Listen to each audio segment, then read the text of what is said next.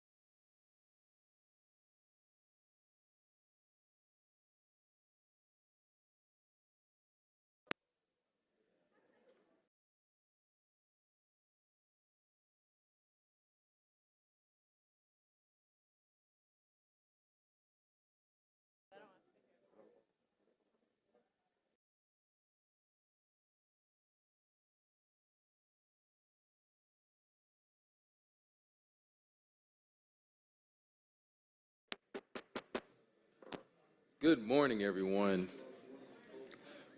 Welcome to the April 25th City of Utilities Committee meeting. I'm Jason Winston, Chair of the committee. I'm joined by my colleagues to my right, Councilmember Andrea Boone, Councilmember Jason Dozier, and to my left, Councilmember Howard Shook, who will be back in his seat in just a moment. At this time, I will accept a motion to adopt the agenda. Move to put agenda. Motion by Dozier, second by Shook. Mr. Johnson, can you please open the vote? The vote is open.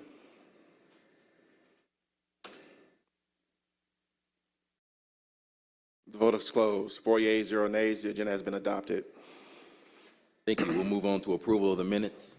I'll entertain a motion. So moved. Motion by Shook, second by Dozier. Can you please open the vote? The vote is open. The vote is closed. 4 yeas, 0 nays. The minutes have been approved. Thank you. At this time, we'll open it up for public comment. Do you have anyone signed up? Mr. Chair, we have one person signed up, Ms. Adrienne Coleman. Ms. Coleman, the floor is yours. Good morning. I'm here today. Tomorrow marks 40 days before the contract between People TV and the City of Atlanta will terminate on June the 5th. A couple of things. People TV is an active public board of the City of Atlanta since 1986, and as of the April 17th base report, it is still shown to be an active board of the City of Atlanta. As such, I would assume that that organization would be governed the same as any other public board, and the legislation that outlines the creation, the governance, and the sunsetting of those public boards would apply to People TV the same as it does, for example, the municipal market. I was very interested in watching the Finance Executive Committee on March the 1st address an audit about the municipal market, where it said that that organization had not, the board hadn't met. There were some issues around the governance, open board seats. I attended the Finance and Executive Committee about 2 months ago, and the question came up in a public meeting, is there precedent where any public board of the City of Atlanta has been put up for RFP? The answer I got was no. Public boards of the City of Atlanta, there's specific language in the code that Public boards are sunset when the need or the purpose for which it was created goes away. Public access television is still a public utility in the city of Atlanta. So I'm here today to say, within these next 40 days, what is the city's plan to be able to ensure that this utility has the proper governance? People TV's board is illegal, has been illegal since 2021. When you contracted with them last year, that board was illegal. We brought it up in a meeting. Councilman Shook, you were the chair at that time. And Mr. Pace was asked the question. So when you look at the municipal market, and I hope that you will look at that, I think the same process should be applied here. Number one, an audit of People TV. Number two, appointments. The mayor has 4 open seats. Council has 3 open seats. It should be restructured. That is the process that this council, the Finance Executive Committee, and the mayor's office presented for the municipal market. Why is People TV any different if they are truly, they're both public boards? So again, for the next 40 days, I would employ you, number one, authorize an audit. Number two, restructure the organization. Number three, a work session. Councilman Shook, we've talked about that for the past couple of years. I think it's time that we do that. And number three, also address the immediacy in terms of what's happening with this organization and what's going to happen on June the 6th. I thank you for your time this morning. Thank you, Ms. Coleman. At this time, we will go into presentations, and we'll have our first ever quarterly update from the Office of Resilience and Sustainability.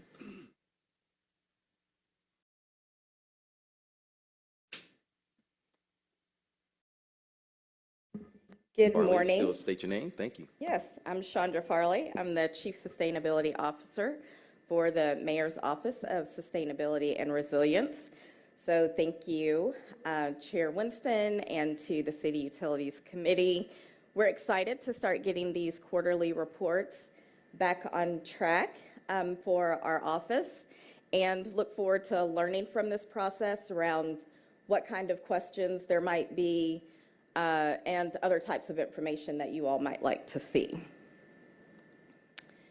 So, the Mayor's Office of Sustainability and Resilience, we were officially codified as an office December 5th. It was my birthday. That was unintentional. December 2022.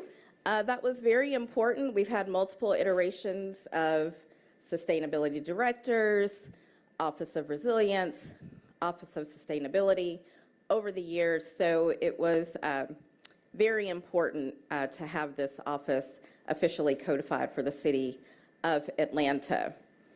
Sustainability sits squarely in the mayor's A City Built for the Future pillar, also squarely in a city of opportunity for all, where the food work sits, but I would say, and I think all agree, that sustainability and resilience show up across all the mayor's pillars. This is our team, and this team has been together for a while. I was fortunate to know just about everybody over the years.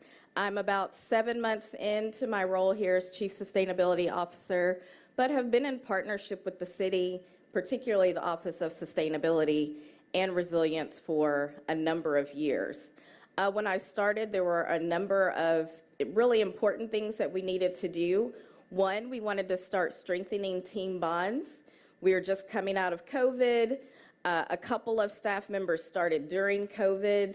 It's been virtual.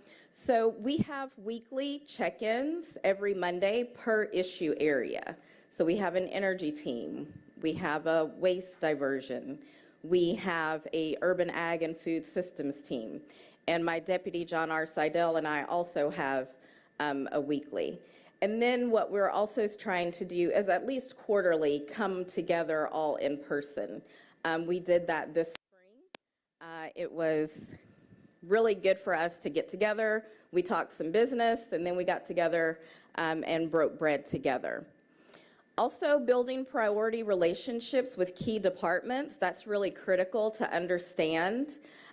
We like to say in the Office of Sustainability and Resilience, we set policy, we draft plans and develop targets, but our work is really operationalized through the departments. So we don't have any buildings in the Office of Sustainability and Resilience that we're in charge of. So our partnerships with Department of Enterprise Asset Management, Watershed, Parks and Recreation, Aviation, those are critical relationships. So we're really enjoying and learning a lot together. Also, clearing our plate was really important. The office had been allocated funding through the American Rescue Plan Act funds. There were about 4 tasks that had kind of stalled. One of those I will talk about was some hiring for the Urban Ag and Food Systems team. One was our Weatherize Atlanta program, which is a weatherization energy efficiency program that we will be rolling out. 3 was just sort of some untangling. There was some dollars for some emergency food assistance programs that Urban Ag and Food Systems was doing in partnership with Welcoming Atlanta, which has a really robust portfolio of food security work. And so just working through that, really appreciate the partnership of those in the executive office, multiple departments to make sure that we could get those entangled, particularly Deputy COO Burks and Jerry Deloach, our Chief Risk Officer. I also wanted to share, and I know that our Aglanta team and Urban Ag Food Systems presented here in committee yesterday, but I've learned that something that's less visible is how big our Urban Agriculture and Food Systems team is here at the city. So you'll see our Director of Urban Agriculture, Jeolu Bayewu, and Michelle Wiseman, our Director of Waste Diversion. Jeolu's the director, and then we have all of these folks that are a part of this Urban Ag and Food Systems team. I think this is a unique setup for the city where we have part of the team who is a part of Office of Sustainability and Resilience, and then the remaining team members who are a part and under Department of City Planning. So this works because the Urban Ag and Food Systems team leads our Aglanta program. They work with farmers, focus on land. We have our Grows a Lot program, super related to what we are able to do through planning around land allocation. So this has continued to work. We are working cross-departmentally. We know that 4 of the positions on the Urban Ag and Food Systems team that support Aglanta are grant-funded positions. So 2 of those are set to expire in November. 2 new hires, Amina and Whitney, who recently joined the team, are about on a 16-month fellowship. So what we are trying to do as a part of the budgeting process and a part of a number of the federal funding opportunities that we are looking at is to continue building in funding for these positions so we never get to a point where there's no dollars to fund them and then that work stalls. These are a number of successes that we have had over the last few months, but building on work that the office has been doing for a number of years. We were super excited about Atlanta being an A-list city through the Carbon Disclosure Project that recognizes our commitment to transparency and our metrics related to our climate action plan. We are moving up in the rankings on EPA's Energy Star Top Cities list. That is critically important because that is how we measure the impact of our buildings. Electricity serving buildings is our largest source of emissions. Transportation is next. And I will talk about our Solar Atlanta program, and also want to thank Council President Shipman, Councilmember Winston, and the full City Council for supporting an Earth Day proclamation that we were presented during City Council last Monday. This is the first time the city has recognized Earth Day since 2018, so that was critically important. We had a number of our partners there, again, from many departments, as well as our partners from like the Green Space Advisory Council, for instance, and a number of our advocacy partners across the city. So I wanted to show this slide, and I like to show this slide as a snapshot of the progression of work through the Office of Sustainability and Resilience. 2015, we had a climate action plan, and we've seen the evolution of these plans through various iterations. What we talk a lot about now is Clean Energy Atlanta and the City Council adopted commitment for Atlanta to reach 100% clean energy by 2035.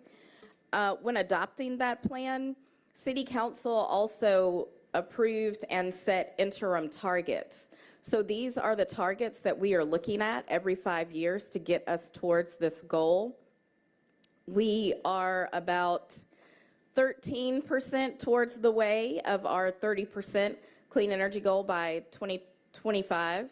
We feel like we are on track with that, particularly related to the support we will get through adding more buildings to our Solar Atlanta program, which I will talk about. One thing I think we all had an aha moment about, at least I did, as we are beginning to update our metrics, look at our targets, is when City of Atlanta talks about reaching 100% clean energy, that is dependent on our utilities mix, Georgia Power's mix. So you can see Georgia Power's mix there. And so all the actions that we take around energy efficiency related to buildings, our commercial benchmarking ordinance, adding solar on our buildings is how we're able to push the needle on how we're able to and will meet 100% clean energy.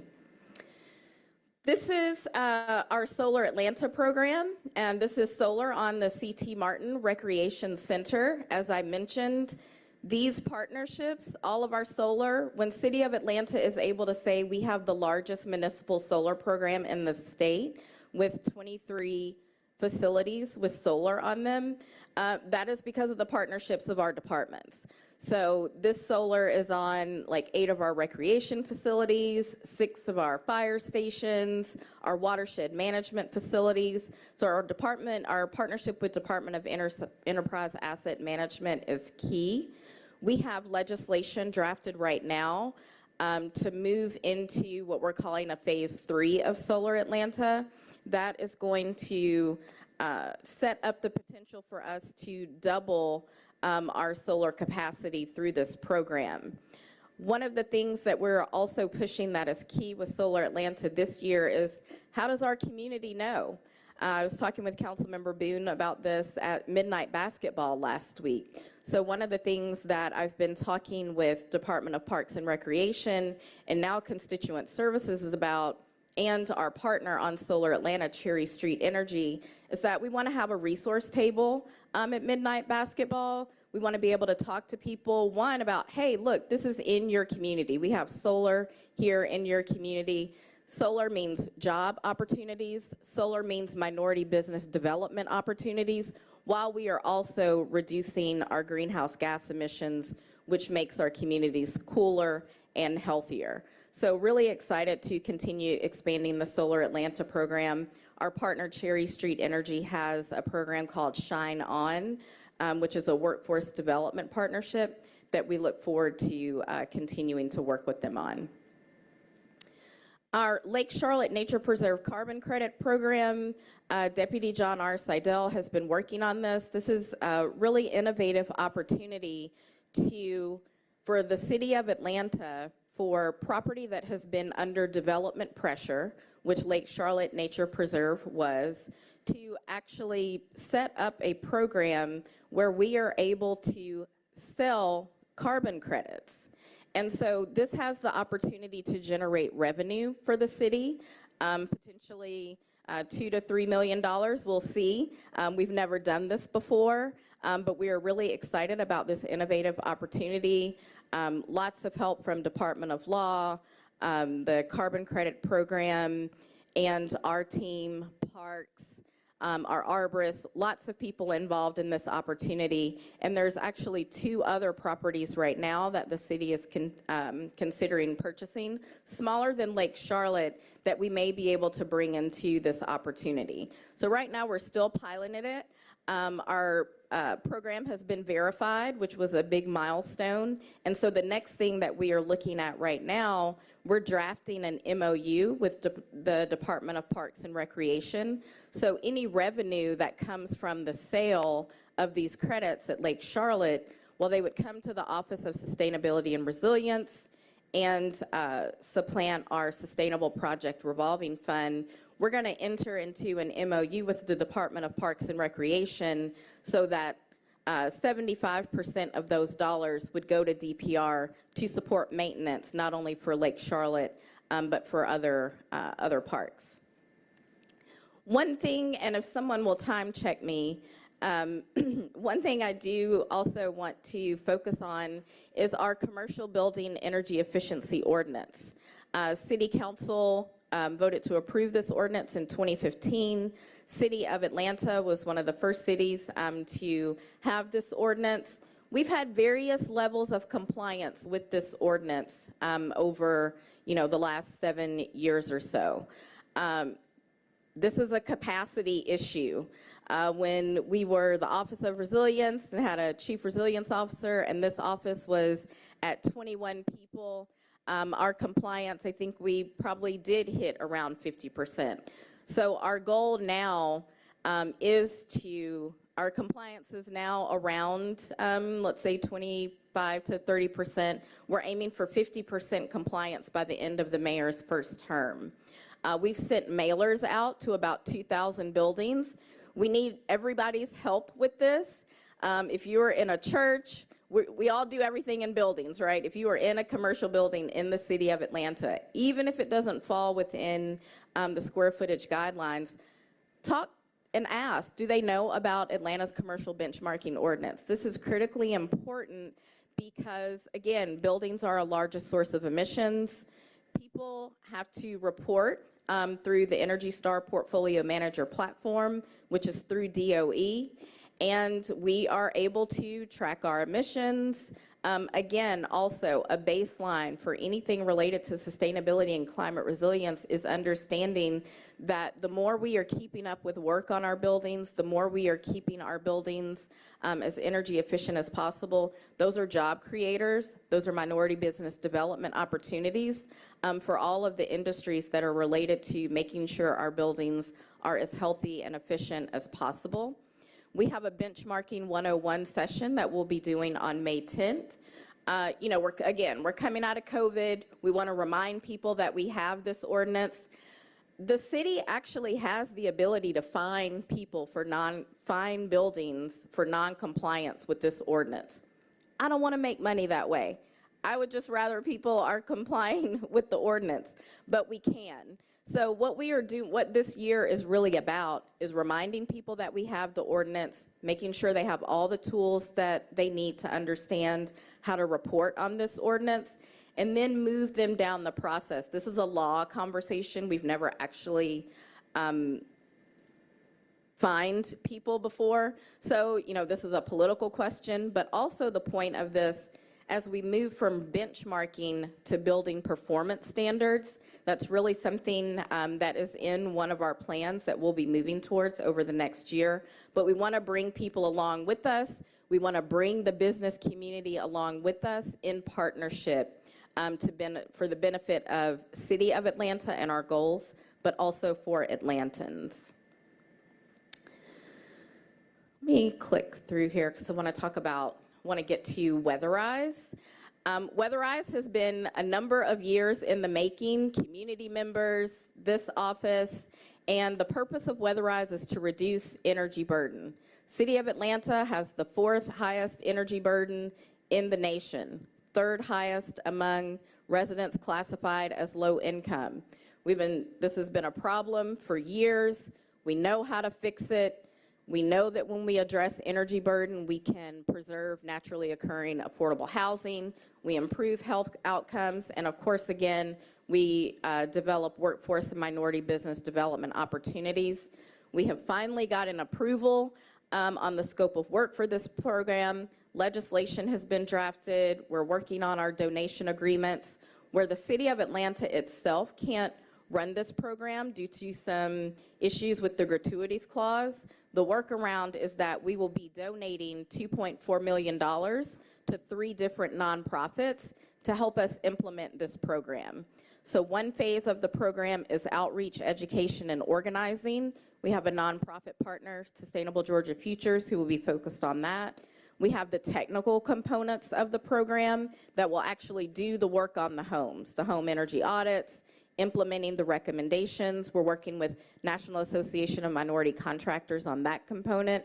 And then we have a real robust data survey and data reporting component. And GreenLink Analytics, who's been a partner with the city, the founder was actually our first energy manager for the city. So we're really excited about rolling that program. Ideally, as we work through the legislative process, launching that program in June. I do want to talk about the Clean Energy Advisory Board. This is really important. The Clean Energy Advisory Board is our mechanism for bringing in community members and partners into this process. So it was named the Clean Energy Advisory Board because this was a recommendation in the City of Atlanta's Clean Energy Atlanta plan. But they are more than that. We have 25 board members representing community groups, technical assistance organizations. We set aside 6 seats on that board for residents that represent the most energy burdened zip codes in the city, because what we have learned through data is that 6 out of the 27 zip codes in the City of Atlanta experience energy burdens that might be 8 to 18% higher than those zip codes north of the city.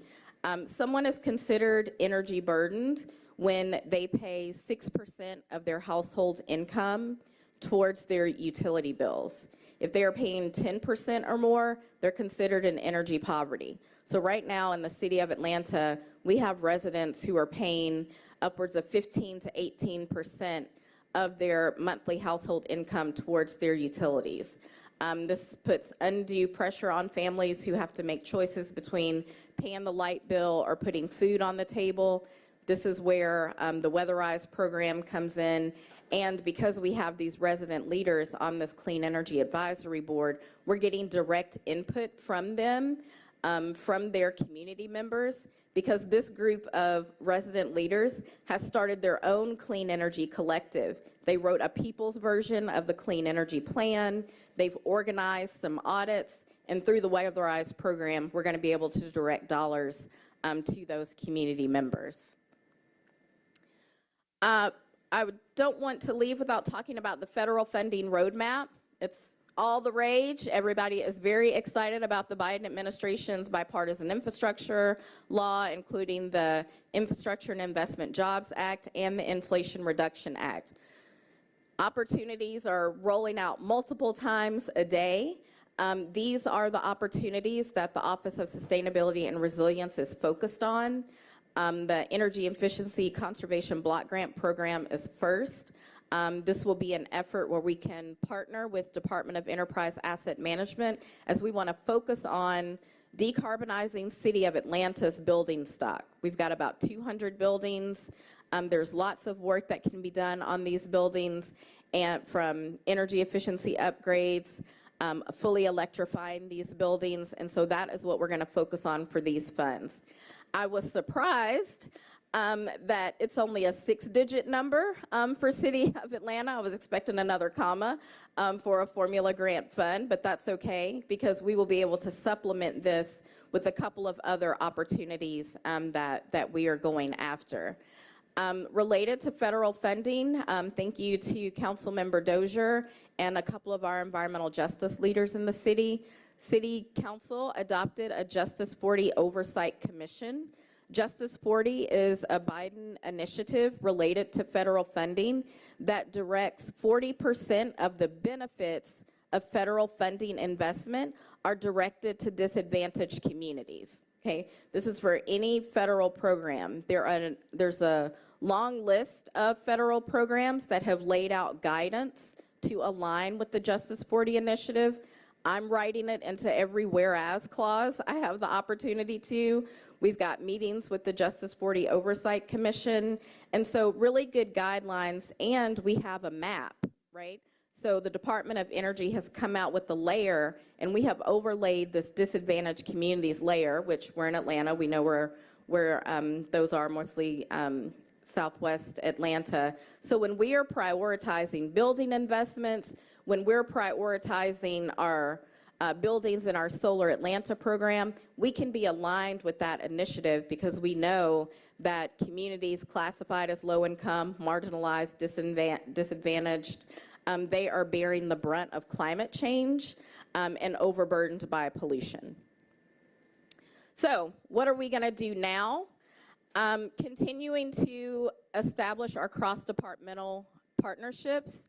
Data is critical right now for us. We're going to have to do some kind of data hackathon or something, but we've got to get all the departments across the city that pay utility bills together on the same page. This is how we find waste in the city budget. This is how we understand how the rate impacts from our utility are impacting the city. Our utility rates, expected to go up 40 to 45% for Atlantans over the next 3 to 5 years or so. So that's critically important. So we're really focused on getting everyone on the same page with data, trying to come together on a singular or maybe a couple data platforms, because this is critically important to the operations of the city and our ability to meet our goals. Also drafting an OSR strategic plan utilizing the mayor's key pillars. This is really important because the history of this office is that it's been driven by whatever plan was in play at the time.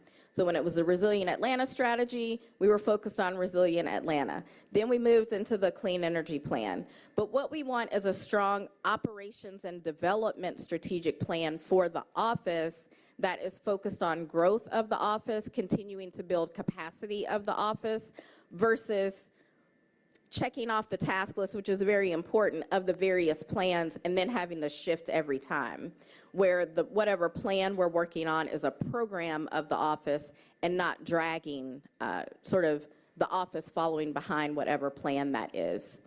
I also want to mention the food strike force. The mayor has really focused on food and addressing food insecurity. Courtney English in the Office of Policy and his team have been in conversation with the Office of Sustainability and Resilience. This has resulted in the Office of Policy, Office of Sustainability and Resilience, Invest Atlanta, and Welcoming Atlanta, and we'll want to talk to Office of Constituent Services as well, coming together on a food strike force action plan. This is going to be focused specifically on activities and actions that we can take in a short term. Short term, like 90 days, midterm, like 6 months, long term, by the end of the mayor's first term. So we were all at Truly Living Well on Friday for our Earth Day event. Right across the street from Truly Living Well is a closed corner grocery. Truly Living Well had been in conversation with Invest Atlanta about turning that into a neighborhood grocery corner market, but maybe also building something where then Truly Living Well could have meeting and office space for community. So those are the kinds of, there's some container grocery store opportunities in the works through support with Invest Atlanta. So those are the kinds of strike force type activities that we are looking at with the food strike force. A couple of things visioning forward. I do want to mention, if you're talking to me, anything I'm going to talk about is going to be a baseline of environmental justice. I'm really excited about the opportunity to get on the ground floor in partnership with the new Department of Labor so we can focus on a clean energy specific workforce and minority business development program. So looking forward to learning more about that. We've had a lot of great support from the mayor and speaking very forward about his focus on sustainability. That's very important. And just remember, you're all on the sustainability team. You're all on the climate resilience team. We're all on the climate action team. When we talk about Atlanta being a group project, That is the only way that we're going to be able to move the needle on climate action. So as you are out talking to your constituents, people may not say sustainability, people may not say climate resilience, but they might be talking about the light bill. They might be talking about flooding. They might be talking about home comfort. All of those things are sustainability. Please feel free to reach out to us anytime. We're very excited about being in partnership, and we're very excited about this council's commitment to sustainability and support for climate resilience. Thank you, CSO Farley, for a very thorough presentation, first quarterly update. So we're excited about all the great work you and your team have been doing. I'm going to open it up for comments from my colleagues. We'll start with Councilmember Dozier. Thank you, Mr. Chair, and thank you, CSO Farley. It's really great to be able to be on opposite sides of the dais in this way. I know Chandra and I have been working together for a long time on these issues in the city. I had a few questions. Well, first I'm going to start with a comment. Just thank you to you and your team and the administration for your support around this Justice 40 work. I know we had our kickoff meeting last week. I know we're going to have plenty more meetings coming up, and I just really appreciate your commitment to ensuring that we leverage all of our federal funding opportunities to protect and serve and uplift our communities. I was curious, just on the IIJA side of that, if there's any specific projects y'all are looking at elevating and funding opportunities you're looking at applying for. I imagine y'all are, digging deep and trying to find where there may be some opportunities that haven't been supported in this city in a long time. But anything that you can share with this body? Yeah, so specifically the Energy Efficiency Conservation Block Grant Program. So that actually wasn't a new program under the Infrastructure Investment Jobs Act. It was just capitalized for the first time since the American Recovery and Reinvestment Act. So that's been critically important. I think Atlanta's like expected maybe $580,000 or something like that. But we're gonna focus that effort on technical assistance and any kind of support we need to focus on that data issue, that data collaboration issue across departments. We've also had some good conversations with the utility around being able to identify our worst performing buildings across the municipal portfolio. So then a portion of those dollars will allow us to go in there, retrofit those worst performing buildings to try to get them up to snuff. So that's priority number one. We're also working right now in partnership with the Atlanta Department of Transportation and in conversation with aviation on the charging fueling infrastructure discretionary grant that's focused on EV charging infrastructure. So those are the two priorities right now. There's the climate pollution reduction grant. That was allocated for MSAs. So we're working with the Atlanta Regional Commission and a number of our partners across the metro on that grant. It's $1 million for planning, but that planning grant opens up the opportunity for us to be able to apply for a $4.5 billion pot of implementation funds in 2024. So those are our priorities right now. Okay. And just even thinking about the infrastructure side of that, I know with climate change, it's raining more frequently and much more aggressive rainfall. So it feels like every time it rains in the city, some pocket of our city is experiencing significant flooding, more than what our pipes and our detention capacity is capable of handling. And I know there's been some innovative things that have come out of federal programs. I know the permeable pavers that were installed in Peoplestown and Summerhill and Mechanicsville were part of a federal program, I think 6 or 7 years ago. So I'm always going to continue to advocate for additional opportunities, particularly from a stormwater management side of things. The more we can detain and retain, the more we can alleviate and serve communities downstream. I know you and I have talked about specific opportunities in Mechanicsville and some other localities. Spelman has reached out for support and detention opportunity that they were trying to work through, and even with Centennial Yards and the Gulch, there's some opportunities there. But just wanted you to know I'm here on the city council side of things, here to advocate for more of that. So just wanted to uplift that. I did have a question around the 23 facilities that are owned by the city that have solar capacity. Do you know if there's additional battery or storage capacity that would allow for those facilities to be used as maybe resiliency hubs. I know in my district over at not West Center, at Shiloh Missionary Baptist Church up at Westview, that is serving as a community resiliency hub through a partnership with a number of partners who I can't remember off the top of my head. But with all these other city facilities that have solar capacity, do you know that there's an opportunity for that to be as part of your strategy, particularly if there's power outages or emergency situations for communities to receive or to gather if there's an emergency situation? Absolutely. So that was, I knew I was like, I'm way over time, but that was on the Vision Forward slide. Definitely is for the city to have a Resilience Hub program. Shiloh was a part of the Breaking Barriers project, and my previous capacity was a part of that. And also looking at the facilities that the city uses as warming centers in the winter, and then looking at the ones that I'm presuming, but definitely it's something I want to talk to Director Denbrock about, is how we do that. And looking at our facilities that already have solar on them, Deputy John R. Seidel leads our work with Cherry Street, and that's something we definitely want to start looking at. It seems like it would be better for those that, as we go forward in this next round, but yes, that is definitely something that that we want to be able to do. I'll say something that's very interesting about that. We've got ideas about facilities, but the reason that Shiloh bubbled up in the list of like 4 sites that we had when working on that project is because we had community members at the table, and we had all the support from the Department of Energy, the national labs, come up with these sites based on a very technical feasibility assessment, and the community started asking questions and saying things like, well, no, actually seniors can't walk to that facility, or actually this one isn't, we don't take our kids here because of X, Y, and Z, and that really reshaped the sites that we were looking at. So that'll be, that is on our list, is to start looking at a Resilience Hub program, and that is where our Clean Energy Advisory Board and that community set will be really key as we try to identify those best sites. That's awesome. Thank you.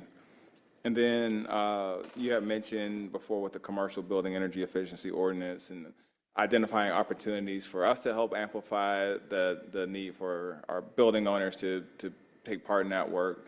I'm curious, have y'all reached out to either the Atlanta Commercial Board of Realtors or Council for Quality Growth or some of these other entities that represent those property owners?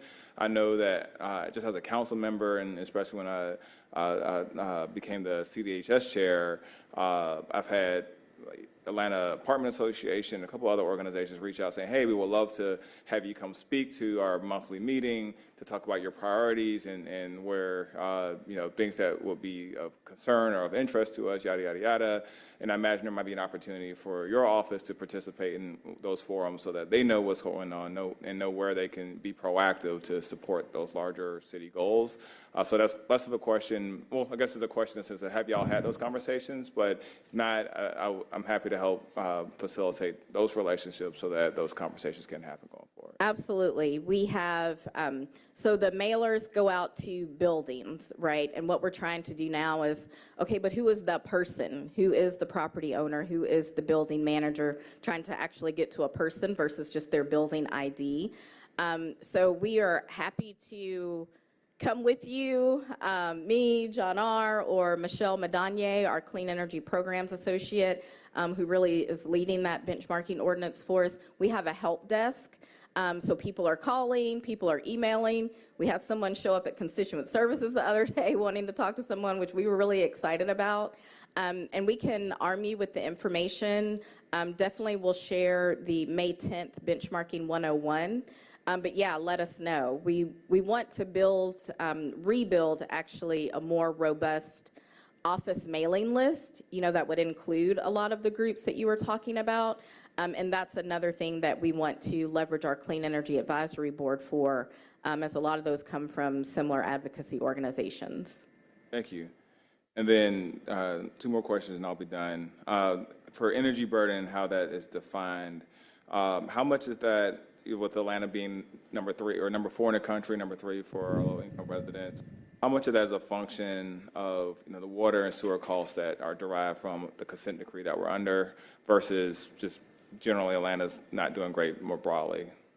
Yeah, so on the water side, I would say that's definitely a function of the consent decree. So we're usually number one for our water cost, if we may be at number two right now in the nation for our water utility rates.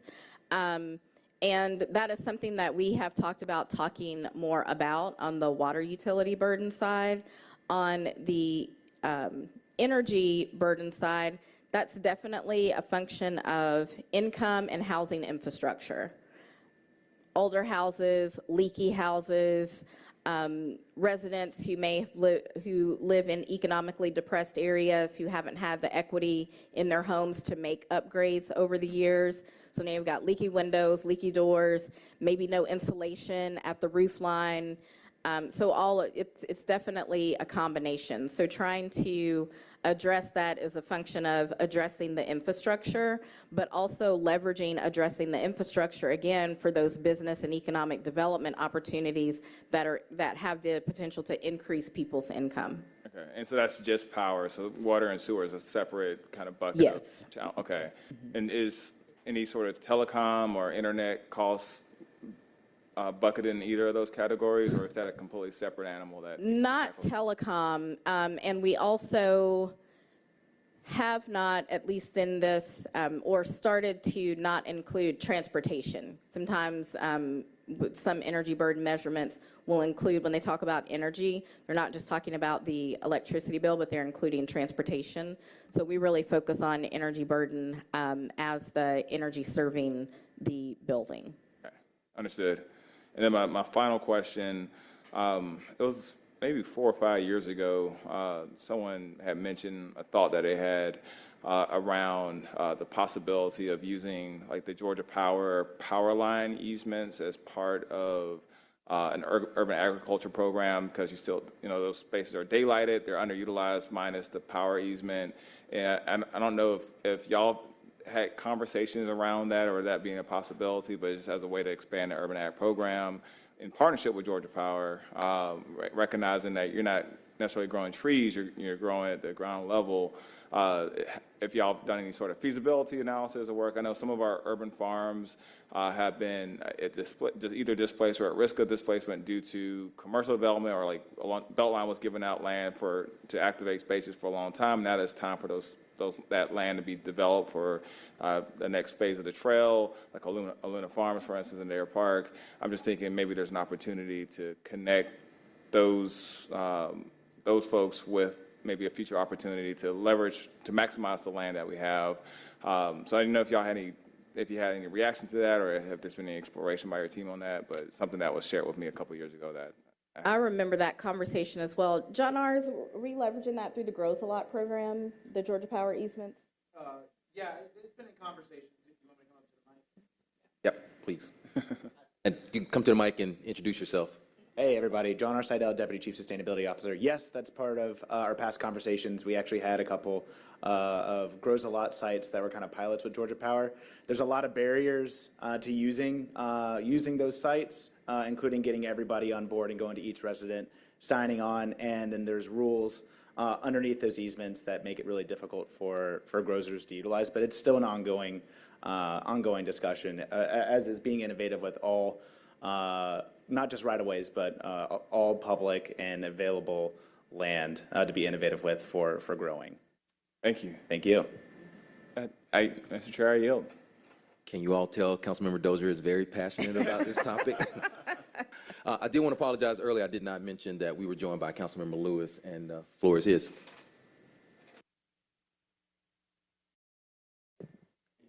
And thank you as well for coming today. I think I had a couple of questions. The first is, how do we add buildings to the Solar Atlanta Plan, Phase 3? So we have, that's been based on feasibility studies that Cherry Street Energy has done. So we have a list right now that are within that proposed Phase 3, and we can share those with you. Yeah, can you please share the list of items or list of buildings in District 12? Okay. The next questions I have are around the Lake Charlotte plan. And Just if you can explain it to me, what is the carbon credit program? So explain it to me like a 4-year-old, because I'm new Yeah. to this. Yeah.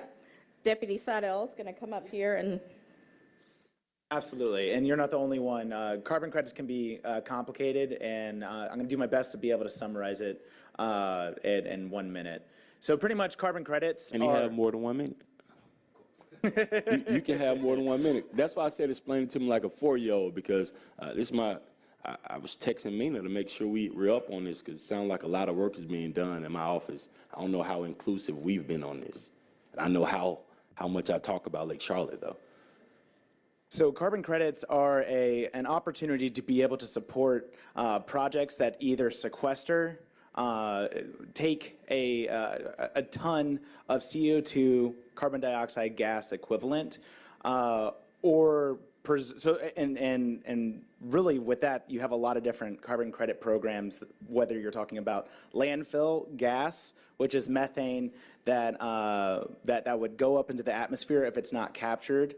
I think I was talking about the program. Right, I right. apologize. No, it's all good. And so then you also have other use cases like forest preservation carbon credits. So, and if you are establishing that this forest, which is facing developmental pressure, would have been taken out, you do the science behind it for how much carbon dioxide over the 40 years or 100 years, in this case we used a 40-year protocol, how much carbon dioxide that would actually sequester over those 40 years. And so you go and do the math by looking at how many trees are there, what type of trees, and what would have already been protected.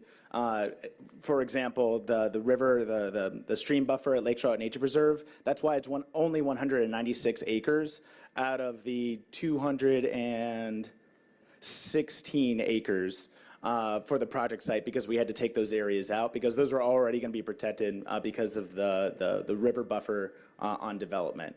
And so pretty much what this specific carbon credit program is about is over 40 years, these 196 acres are going to be protected from development. We established additional protections by putting a deed restriction on it in partnership with Department of Parks and Rec. And you're able to take those carbon credits over those 40 years and you're able to sell them on the open market. What's different from a regular carbon credit versus urban forest carbon credit is that this has a lot more urban benefits versus a forest in Maine away from a city. Thank you. What does the buyer get? So the buyer gets the ability to be able to take those offsets and put them against their sustainability goals as if they directly reduce those carbon emissions themselves. So it's be able for reporting. And I want to see if I understand it now. So you say that if it's Antonio Lewis buys some carbon credit from Lake Charlotte Natural Preserve, I get to own this carbon credit and I can do what with it? You retire them.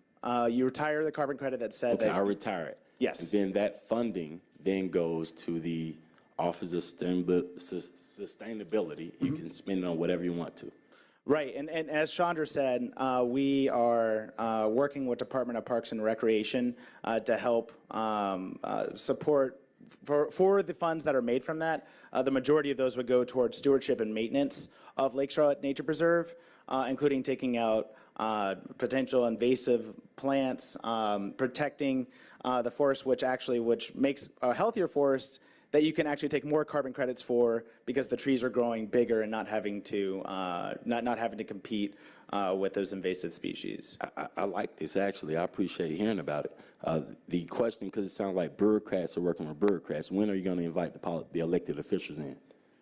Well, we just got verified as of a week and a half ago, and so we're just doing the MOU right now, and then we were going to do our communications plan. So I think before the Strategy. MOU, before all that stuff, the community should be involved, right? And so because I could see, my first thing I would say is that I don't want to see any dollar that's made here spent anywhere else because Lake Charlotte needs too much investment. And so that'd be the first thing I want to add to the MOU, which is why I would like to be a politician involved in the conversation going on amongst the bureaucrats. All right. Need anything to add? Thank you. Thank you. Thank you, Councilmember Lewis. Next, we have Councilmember Shook. Thank you. How many FTEs do you currently have? 5, including myself. 5. Okay. Do you know what percentage of power the city receives via its solar system? In total, do you have that number in total for? Ballpark.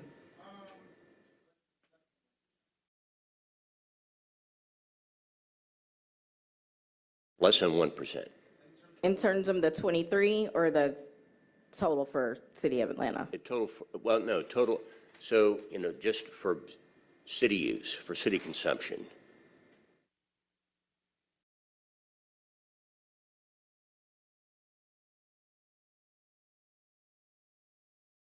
Yeah. Are you talking about in terms of Solar Atlanta, the 23 buildings, or are you talking Yeah, about no, in total? No, I'm wondering how much of our energy needs are provided via solar-produced power that we own on our structures. That we own in the structure. So that's right around 1%. 1%. How do we get it to 2%?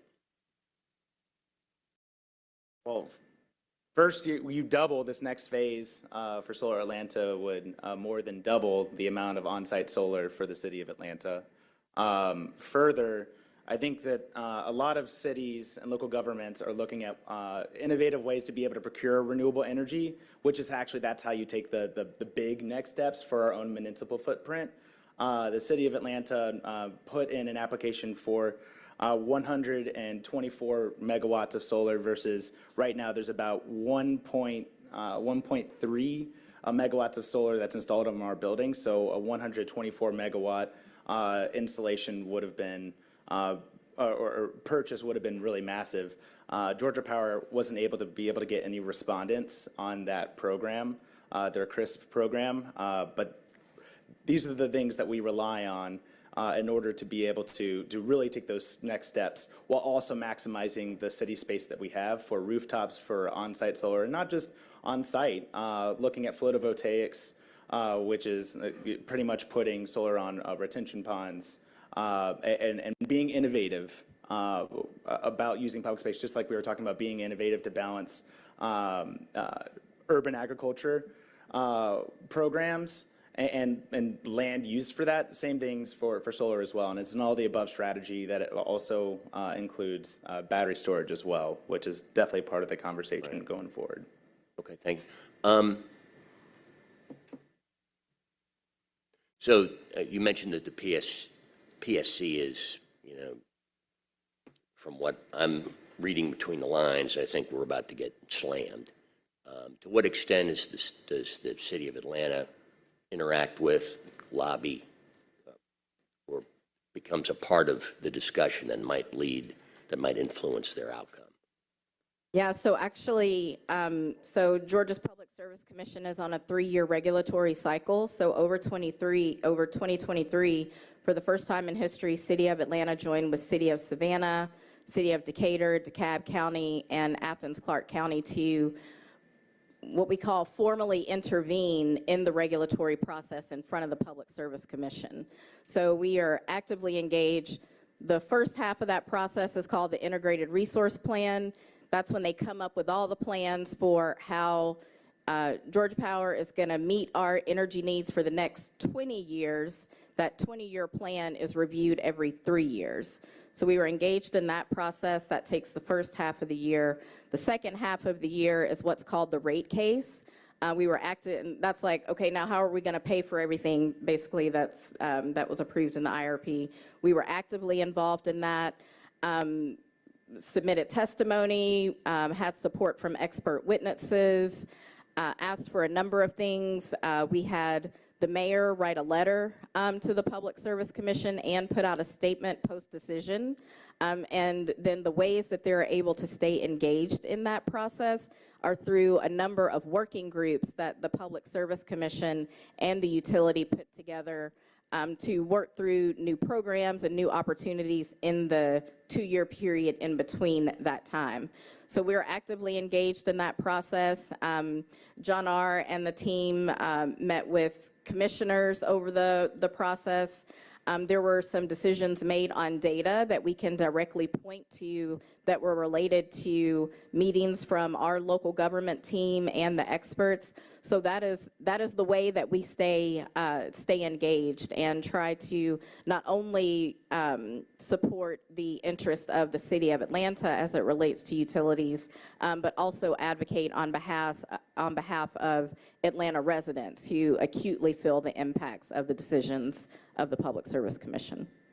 Okay. In terms of the requirement for building owners to submit energy usage information, you know, it's probably going to be impossible to get to 100% because there's just so many little small operators and they don't know about it or they don't have the time to do it or whatever. But I would think you'd get an awful lot of feedback that you can use.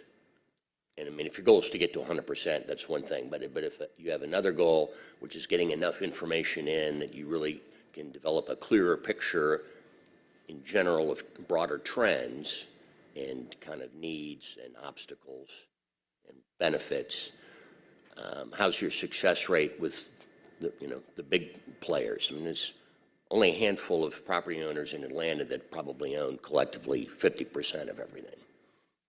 So I think those are relationships that we want to rebuild. We have a representative from JLL on the Clean Energy Advisory Board. We've got in conversation with groups like CBRE, those large holders, getting our CIDs involved. So some of you may remember the Better Buildings Challenge which helped City of Atlanta get to its 2020 goals. It was a huge success, right? Because we had private partners involved. It was a friendly collaboration, right? Like buildings are actually competing, but it's all in good faith. So we do intend to launch another Better Buildings Challenge.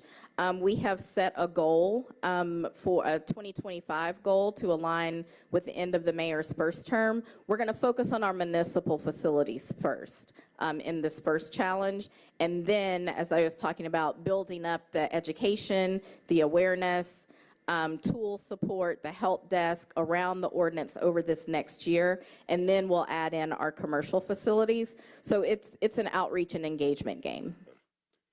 All right, last question.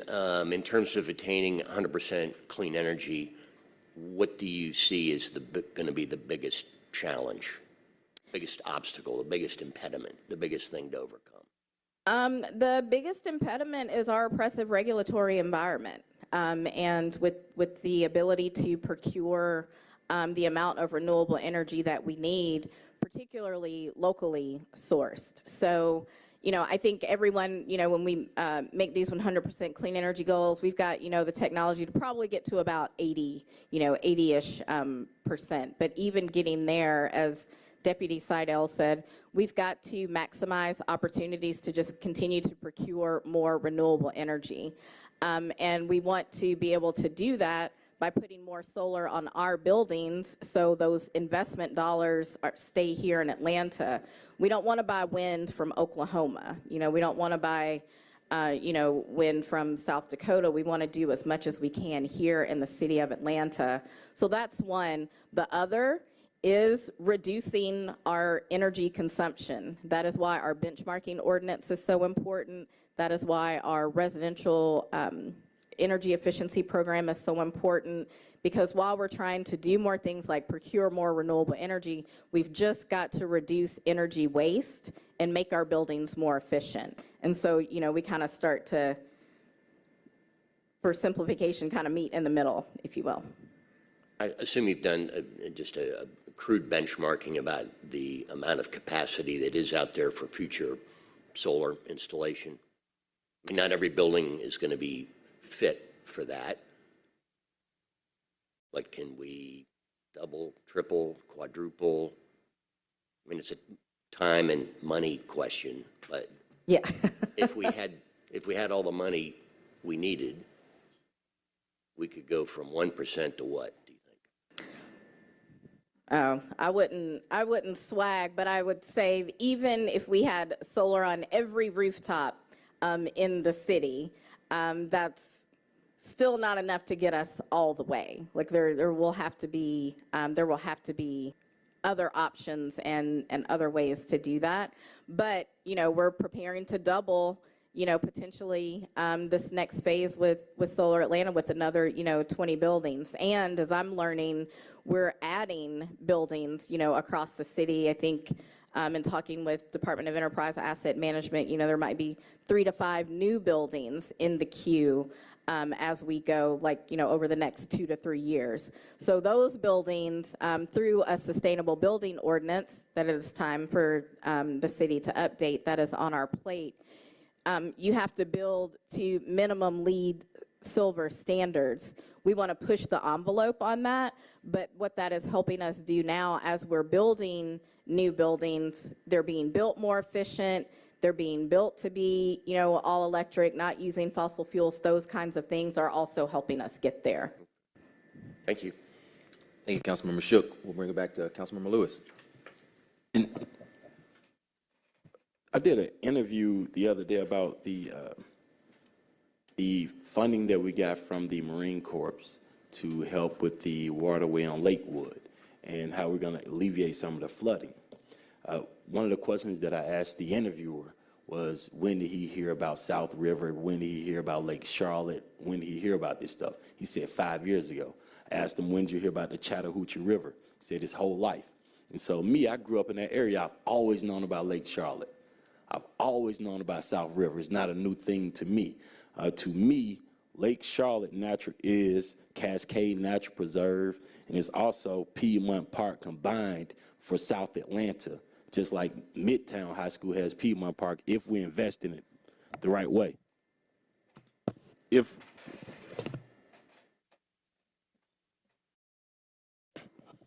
I'll say that to say, last week I had a 4-hour meeting about Lake Charlotte Natural Preserve, about spending funding in Lake Charlotte Natural Preserve. We had the Commissioner of Parks and Rec, the entire team, but working in silos. You know, so that's why I'm so harping on this point of us. I love what we're talking about doing.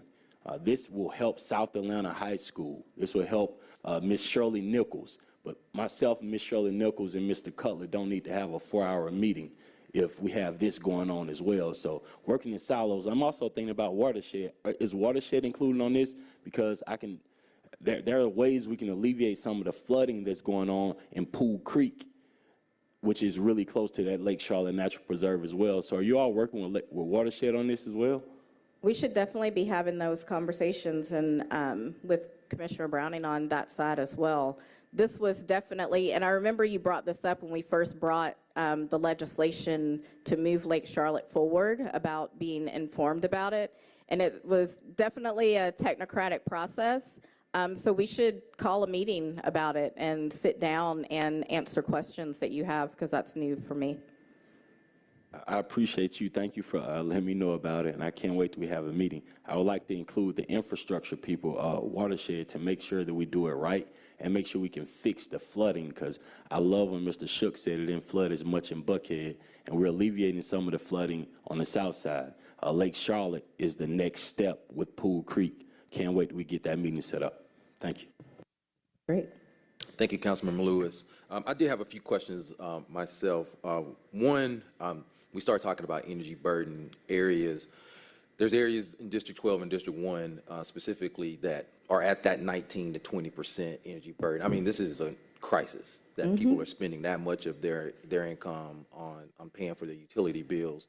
I've had conversations with various partners, organizations that are offering assistance. For instance, Georgia Power has certain grants that they roll out every year. I will say, as great as these programs seem, the process just seems very arduous. It's time consuming. I've tried to go through some of the grant applications with some of my constituents. I'm just wondering, how do we streamline that process and reaching out to organizations like we just recently worked with House Proud to do donations to help some of our seniors and some of these homes that really need some of these energy efficiency upgrades. But I feel like we could spend all of our time doing this if we sat down and did it. But this is something that is just genuinely, to me, a big crisis right now. I agree 1,000%. It's too hard. It's too complicated. I'm tired of talking about energy burden because we know exactly what we need to do to fix it. But it's been wrapped up in a really confusing utility program. There's 7 different layers to who's doing the deep home repair that has to be done first before you can even move into weatherization. If people have holes in their floors or holes in their roofs or a broken window that they've got plastic over, which is the situation for very many people in Atlanta, you got to fix that first. So there are certain programs who specifically focus on the deep home repair. I have reached out to a number of those to let them know that because what we want to do with our dollars here with the city of Atlanta is to come in after that. And we know that there are programs, House Proud, Invest Atlanta, and the Heritage Program. They work with Meals on Wheels to do that deep home repair. So what we want to do, which is another barrier, is to share that information, right? So we should have a list ready of 600 people who have been through this program who are now ready to move to the next step in the progression, which is weather stripping and then more deep energy efficiency retrofits like spray foam insulation, replacing window, those kinds of things. So I agree with you. It's a national, a global, really issue is the inability and lack of platform development for these programs to be able to communicate. I'm very excited about the new president and CEO of the Fulton Atlanta Community Action Authority, Howard Grant. He was on our Clean Energy Advisory Board when he was at Invest Atlanta. So, we are talking about, because City of Atlanta does not, the reason that we have been trying to launch this weatherized program is because the City of Atlanta does not have a weatherization agency serving the city. The closest weatherization agency is in Talatuna, and they try to serve City of Atlanta, but they've got, their own region to prioritize. So we're essentially trying to fill that gap. So we've got to work with Fulton Atlanta Community Action Authority and see, particularly in this federal funding moment, where there are hundreds of millions of dollars available, 86, I think, coming to Georgia specifically for weatherization. Now, that's across the state, but walking up the street to meet with GEFA, Georgia Environmental Finance Authority, to understand how they are moving towards streamlining, to the point of this program so we get people on a path. And the goal of Weatherize also is to identify some building types, right? So there are going to be 3 to 5 types that are going to be a sample set that applies to 1,000 homes across the city. And those building types are also not just the infrastructure of the home, but what kind of funding people are available for. So there's going to be a group of people who, based on their income, are eligible for the Heritage Deep Retrofit Program, are eligible for the federally funded weatherization program, and then City of Atlanta's program dollars could come in for those deeper energy efficiency retrofits, and depending, maybe even to the point of being solar ready. Then we're going to have another set of people who don't necessarily need deep home repair, but are ready for that deep energy retrofit, those deep energy retrofit opportunities, who have the ability to finance some of those improvements. So there are lots of barriers. I completely agree with you. Some of our partners have been looking at a software that was developed that is supposed to do just what you said. It's supposed to pull down all of the program opportunities for an area and then, really turn it into a menu. That's really what we want to do here at the City of Atlanta. That software is a couple of $100,000. We're a few $100,000. We're talking to some philanthropic partners to see, but yes, it's a problem. I agree with you. And I appreciate your answer, but it just, again, it seems like it's very fragmented. It is. And it's almost as simple as just right now, maybe if there was just a resource person a hotline or something that we could direct constituents to say, here's what my issue is, how do I find somebody to help me, if those resources are available. And I don't know if right now we should be directing people through your office, or is it just kind of the same process that we have now, which is, we're just kind of piecemealing, opportunities to be able to help our constituents right now. I would say there are 3 calls, and I know that's a lot, but this is about awareness that this needs to be addressed, and that is for people to call their public service commissioner. That's 1. And then 2, depending on their income, they can call the Fulton Atlanta Community Action Authority to ask about the LIHEAP program. I would say 2. I could give them a 3rd to call the utility, but then call the public service commissioners, because it's the public service commissioners who are directing, who have the authority to direct the utility to do better. Okay. And then moving on, looking at your fresh to food access goal and being at around 75%, just trying to think about like what's defining what it means to have access to fresh food, and so that we can kind of just make that message clear about even more future opportunities to grow that number. So that's something that's under review right now. Our Director of Urban Agriculture, Jay Olubayewu, and the team and the Food Strike Force. Now we're looking at all different areas. So the base of that, looking at low income, low access areas as defined, and then in the city, when we say, okay, we have food within half a mile of someone, what does that really mean? Can they actually get that half a mile? Do they have transit access? Do they have sidewalks to walk? So all of those things that we're really looking at in partnership with the Food Strike Force, and particularly excited about Invest Atlanta's focus on this work, because they're the ones that are going to be able to bring investments to look at corner grocery stores. So I would say that is, we also adjusted that goal, so that's in development. So I think by the next quarterly report, we'll be able to show you an updated map and maybe some updated metrics that we are looking at to really be able to better refine what that looks like to meet that goal. Okay. Yeah, and I know just even looking at my district in District 4, we still have a lot of corner stores that seem like they'd be ripe for the opportunity to be able to have, fresh produce for constituents to be able to come in. And so I don't know how we can help facilitate those conversations or that process, but just seems like it's a great opportunity right now where we have locations that seem perfect for this opportunity. I think if there's, I think city held with like work sessions or, maybe a working session on addressing food insecurity, maybe in the next, 30 or 45 days or so would be good, especially after we wrap up this Food Strike Force. We're going to have a memo and an action plan that's going to get presented to the mayor and the executive team. We can share that out after that, and then I think that would definitely be the time to come together and have conversations about that. Okay, and I think Invest Atlanta should definitely be at the table, because Absolutely. I know we've had conversations about legacy businesses. And we've got a lot of big box chains that are looking at, some of our areas, and so this seems like also an opportunity to help preserve some of our small businesses that have been, institutions in our communities for a long time.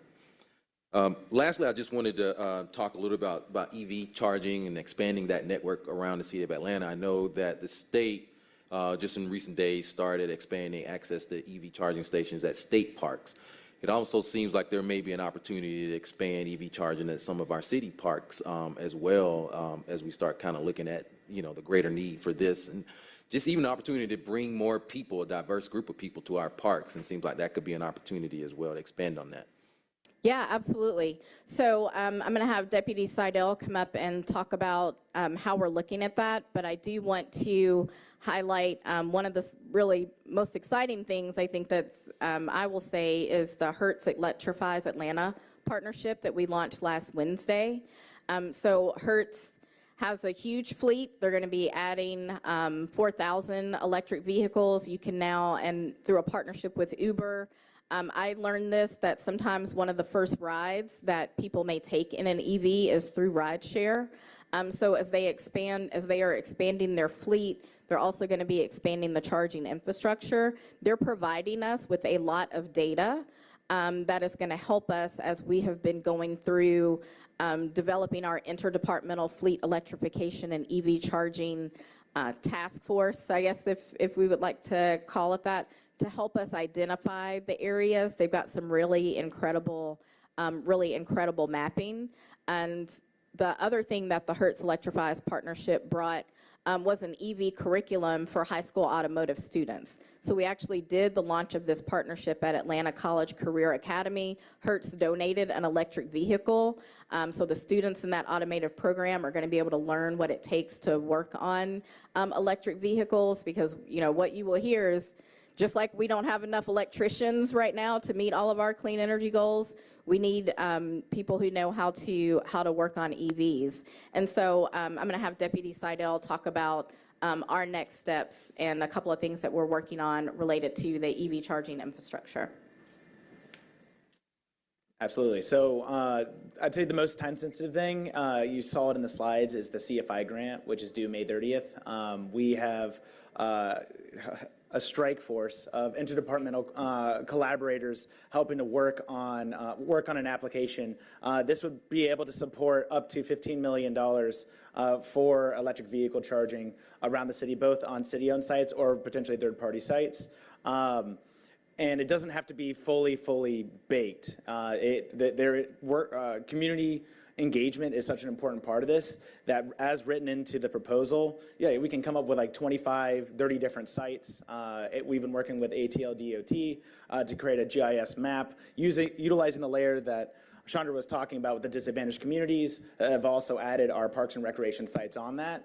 And because of this partnership with Hertz, we also know a lot of the Uber drivers are in Southwest Atlanta, and that's where a lot of the electric vehicle charging needs are going to be are needed. And so this is a great opportunity to not just apply for electric vehicle charging and not just support our fleet work, but it's also a way to equitably prioritize electric vehicle charging for communities that other businesses wouldn't come in and put in EV charging because they see a lower EV adoption. At least we can see from Hertz that there's actually going to be a lot of electric vehicle adoption in those areas, so and a lot of usage. So it's an exciting piece. That's really our big focus in the next 30 days. But overall, working to help electrify our fleet, provide more EV charging for our fleet, and to help adoption for our community as well. But Okay, great. Yeah, and I see that as also a critical need as we look to explore expanding the City of Atlanta's EV fleet as well. We're going to have a network of charging throughout the city to be able to, properly get around and be able to, get to places where we need to be. So that's exactly right. Well, thank you all. I know that was a very exhaustive and very long update, but, being your first quarterly update, I think that you can see there was some excitement to be able to finally get you all in here, and we look forward to having you here for your next quarterly update. So really Thanks for all the appreciate your time. questions. All right. Appreciate you. Thank you. Thank you very much. So we will move on with our agenda. Next, Mr. Johnson, we have communication. Section G, Communications, item number 1, 23C 5056.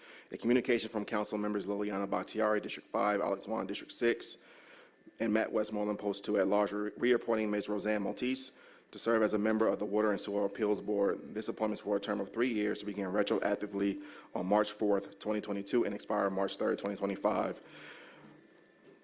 This item will need to be held. The appointee had a schedule conflict and was unable to attend today's meeting. Okay. Motion by Dozier, second by Shook. Can you please open the vote? The vote is open.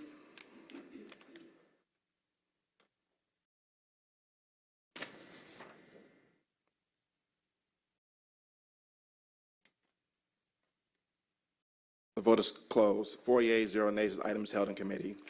Item number 2, 23C 5059, a communication from Danielle Hampton, Chair, Audit Committee, submitting the Performance Audit Report, Solid Waste Services. Thank you. Good morning. I am Idrik Jones, and I'm here to communicate the results of our Department of Public Works Solid Waste Services audit. The audit was conducted by myself and Zoe Geiger as performance auditors with the audit supervisor, Myra Hagley. If you don't mind speaking up just a little bit more into the Sure. mic. Thank you. Is this better? Okay, there we go. We conducted this audit because this committee requested an audit of solid waste services and fees, and the city recently revised its solid waste fee structure to better align the fees and services. And the audit assessed whether Public Works is implementing efficient and cost-effective strategies for solid waste service delivery. We considered data from fiscal years 2021 and 2022, and our methods included interviewing management and staff, observing solid waste services crews, analyzing solid waste services fleet and staff data, and researching best practices and reviewing emergency contracts. The Office of Solid Waste Services within the Department of Public Works is responsible for collection and disposal of solid waste. The slide shows Exhibit 1 on page 2 of the report. The office is divided into two divisions, curbside and special operations. The curbside collections is responsible for residential garbage collection and disposal, including solid waste, recycling, and yard waste, while special operations handles bulk item pickup, bin delivery, and common good sanitary services such as street sweeping, right-of-way maintenance, dead animal removal, and cleanup of illegal dump sites. The curbside collections are funded by an enterprise fund, while some of the special operations services are funded by the city's general fund after a city council approved an ordinance in June 2022 to change the funding for those services. The city commissioned a study to balance its solid waste rate structure in response to two lawsuits that alleged that the city's assessment of solid waste fees for multifamily and commercial properties was an illegal tax. The city settled the lawsuits and contracted with SCS Engineers Management Services to complete a solid waste rate study completed in late 2021, and the new rates went into effect in July of 2022. So overall, our audit found that there were staffing shortages that contributed to increased costs. The majority of vehicles and equipment for solid waste are past life cycle, and the department could improve its resource planning by refining data management. So ultimately, solid waste services would benefit from investing additional resources into its operations. The Department of Public Works has been unable to meet its staffing goals for solid waste services. The department has implemented aggressive recruitment efforts, but the department has not been able to meet its staffing goal of 90% or higher for solid waste services. It has remained it has not been staffed beyond 84% of filled positions, with an average of about 81% of positions filled, as shown in Exhibit 2 on page 7 of the report. This lack of staffing has led to $12 million in emergency contracts for extra help staff, yard trimmings collections, bulk waste collections, and cleanup of illegal dump sites. The Department of Public Works has several emergency contracts. They have one active emergency extra help agreement with 4 contractors that is not to exceed an amount of $1 million, and it has spent 75% of these contracts to get contracted extra help workers to supplement the solid waste services crews. The contracted extra help workers are expected to work alongside and fulfill the same duties as the city's solid waste services employees. And these contracts are shown in Exhibit 3 on page 7 of the report. Our analysis found that the cost of the contracted employees is comparable to the cost of city employees when including wages and benefits. But the department also has an emergency yard trimmings agreement with 2 contractors for just under $2 million each, and another active emergency contract with 1 vendor to collect yard trimmings and bulk garbage and clean up illegal dump sites with a not to exceed amount of $7 million. All of these agreements were procured in response to the staffing shortages stemming from the COVID-19 pandemic.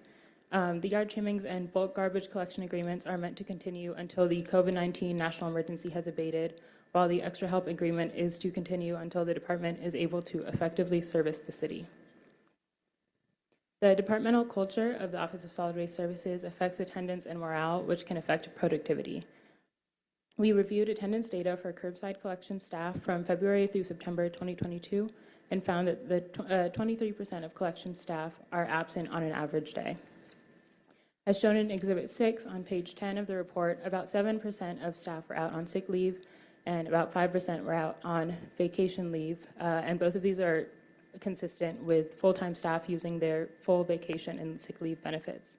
Curbside collection services at minimum 20 garbage routes and 20 recycling routes a day, so 40 total, with varying yard trimmings routes based on available resources that day.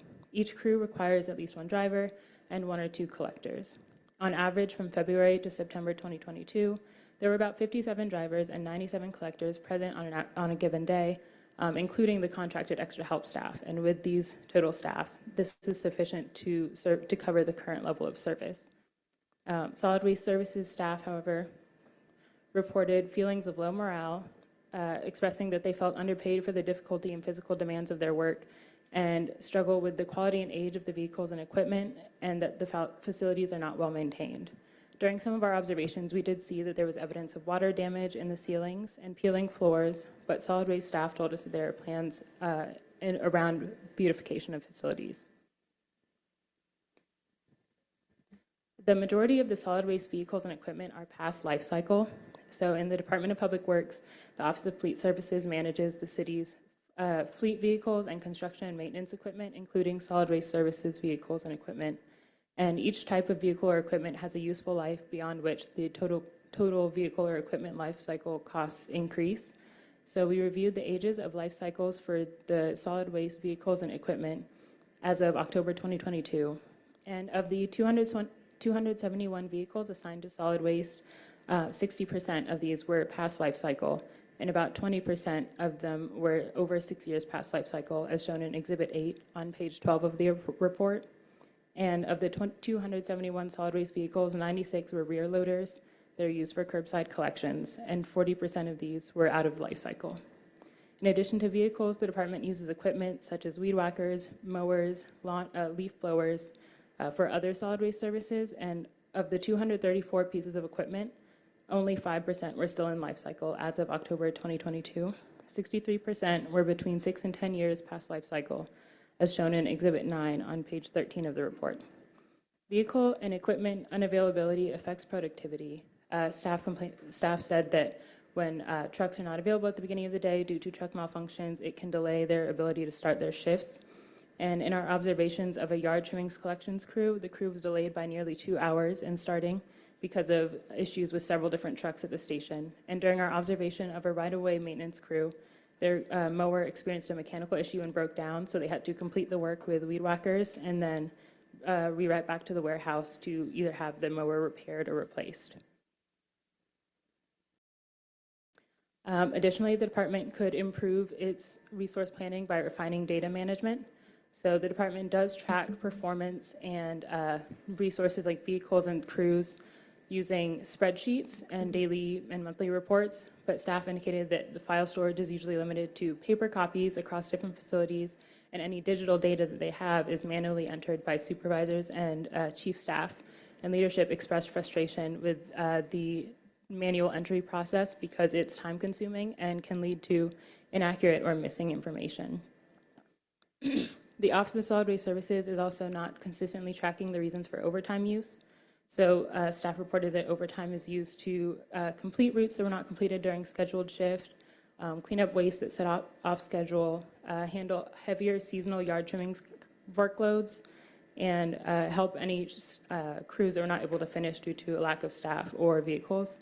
But department staff do not track overtime for special operations staff, and the curbside collections group recently implemented sign-in sheets for overtime work, but the type of work that was completed is not always noted. We reviewed the department's overtime use and spending for fiscal years 2021 and 2022 and found overruns in overtime spending for recycling and trash receptacle collection in fiscal year 2021 and across several services like curbside collections, backyard services, and bulk collections, totaling around $440,000 in fiscal year 2022. Given the workload, vehicle and equipment issues, and staffing shortages, the department's use of overtime appears to be justified, but because overtime pay is more costly than regular pay, we do not want it to be overused. Additionally, staff do not have an effective mechanism for tracking and reporting resident noncompliance. Chapter 130 of the City Code describes several restrictions and fees regarding noncompliant waste. For example, Public Works is not responsible for collecting yard trimmings that are over 4 inches in diameter or 4 feet in length, and the city or any yard trimmings that are generated by contractors. And code also states that excess bagged garbage, yard trimmings, or overfilled bins will be collected at a fee of $12 per bag per occurrence, and if overfilled bins or excess weight are set out more than 4 times in a 12-month period, then the owner will be provided an additional bin at no additional cost, but will have to pay an additional annual service fee for that bin. However, department staff informed us that residents are not charged for excess bags or annual service of additional bins, and crews no longer report non-compliant waste because they're still expected to collect it. As shown in Exhibit 10 on page 17 of the report, during our observations of a yard trimmings collections crew, we saw the crew collect branches that are longer than 4 feet in length and saw other instances with trunks that were larger than 4 inches in diameter. Collecting non-compliant waste creates additional work for staff and can slow down progress or expose them to potential injury when lifting large or heavy items. The collection routes that they use for recycling garbage and trash, or recycling garbage and yard trimmings, are based on mileage or appear to be based on mileage but aren't optimized for tonnage collected. So the department uses 100 curbside collection routes that were developed by a consultant in 2018. And they're all the exact same distance, but the number of stops ranges from 418 to almost 1,300, with an average of 1,000 stops per route. And the average completion time and tonnage collected varies. As you can see in Exhibit 11 on page 18 of the report, the average tonnage ranged from 7 tons to 12.6 tons collected, and the time ranged from about 4.5 hours to just over 5 hours.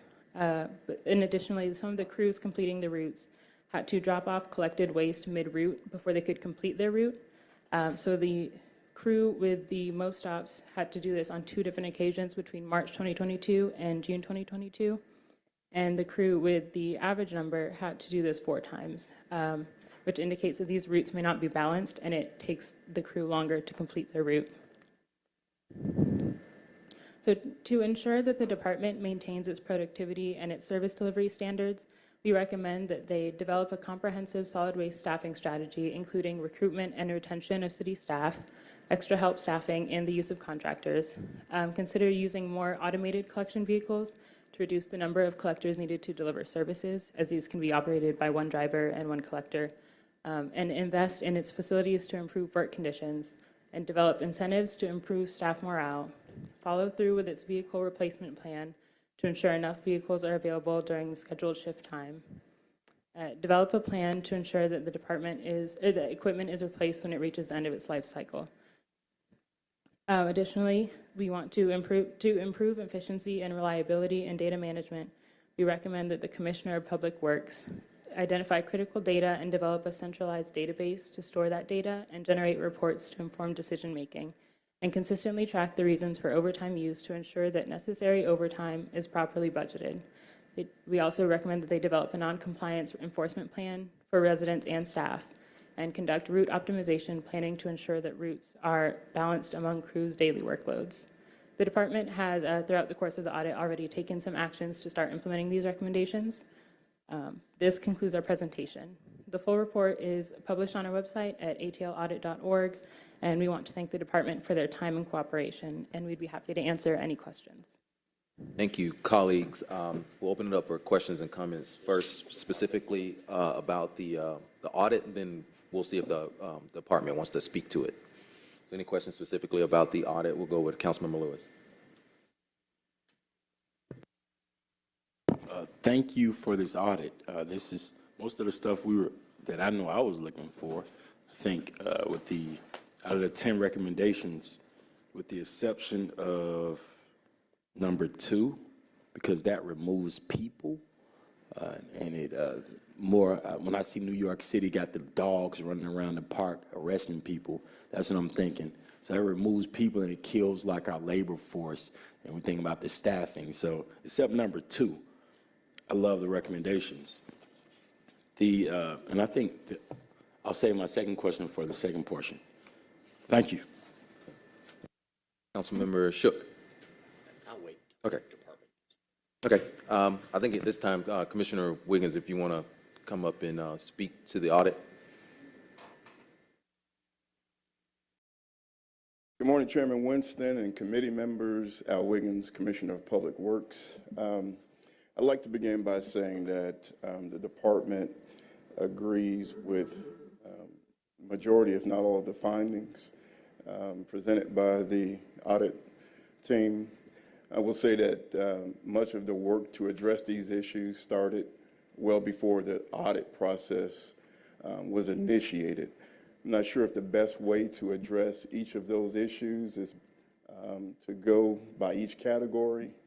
If that works best, I know that we're a little pressed for time, but the first recommendation was to recommend that the Public Works Commissioner develop a comprehensive solid waste staffing strategy, including recruitment and retention by city staff, and to address our extra help staffing and the use of contractors.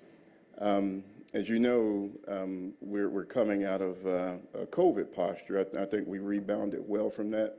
Our staffing goals have been to ensure that the staffing levels reach at least 90%. We have come very close to that goal. I believe we're sitting at 84% currently because the high turnover rate that's associated with the solid waste collector position is so high. It's very difficult to maintain those numbers without exceeding the allotted staffing for the department. So I do believe that we have worked well with the new DHR commissioner and getting our staffing levels to the appropriate levels, and our performance has also improved as with the increased staffing. Before I move on to the second issue, I just wanted to make sure there weren't any questions in regards to that recommendation. Well, about staffing, let me ask you, according to the audit here, 7% of the workers who were out during their audit were on sick leave. What's been your observation about the percentage of people out on sick leave in general over time? I mean, during the pandemic, of course, it was high. It's a brutal job physically, and you're exposed to a lot of potential health hazards. So, and then how does this 7% for Atlanta compared to other comparably sized sanitation utilities? So Councilmember Shook, you bring up a great point. This past Friday, I suited up and rode on the back of a garbage truck, and you're right, it is indeed brutal work. I don't care how much of an athlete you are, it's a different type of workout. The ergonomics are brutal. So even athletes have an opportunity to recover after a hard game. Our folks go at it hard on a day-to-day basis and sometimes on weekends. So of course, the rate of absences associated with sicknesses or other illnesses will be higher for this profession than others. I do believe that we're trending probably better than other competing agencies, if you will. So I don't know of an immediate remedy to address the illnesses or injuries that are associated with the occupational hazard of collecting waste at the curbside. And then high turnover rate, which has been the case for most of my time here, and probably that's an industry-wide problem in general. Do y'all do exit interviews, though, to really be able to hone in and focus on why people are leaving? So we really just began focusing on the interviews over the last 5 to 6 months, working with the Department of Human Resources. Some of the staff members that have departed, I've spoken with them personally to figure out how we can do a better job of retaining those individuals. More cases than not, they are leaving for opportunities that provide better compensation. Yeah, I mean, I think we can all guess as to what the top 3 or 4 reasons are, but sometimes you can surprise yourself if you actually, bother to collect the data. But thank you. Councilman Lewis, did you want to jump in now, or do you want to wait? Thank you, Commissioner Wiggins. I was going through the 10 recommendations like you said you were, and to see the improvement, because I always think about like the folks that are working, looking at the improvements and folks getting hired here. But number one, develop a comprehensive, I won't read it, but I'll caption, but that seems like a partnership between us and y'all. Number two is more on us, the city, and to get it done I mean, number 2 is a no for me. Number 3, invest in facilities, that's on us. Number 4, develop incentives, that's on the Labor Department and on us. Follow through on vehicle replacement. I don't know where are we at on the vehicle replacement? So if you don't mind, Councilmember Lewis, if I can just address each recommendation individually. Okay. If it works better for me to go through all of the recommendations and then address questions afterwards, I certainly will. I didn't know that's what he was doing first. But, Yeah, if you don't mind, we can go ahead and just Okay. go through all the recommendations and then okay, we'll open it back my up. apologies. So as Councilmember Lewis mentioned, the second recommendation is that we move towards automation. And I know can be a touchy topic as it relates to bringing on machinery that gives the optics that it's replacing staff. The reality is that, again, the turnover rate is so high as we implement these vehicles. No one will be displaced. And if we are able to obtain those vehicles quicker than we anticipated, we still have other areas of the department, such as our right-of-way maintenance teams, where these team members can be reassigned.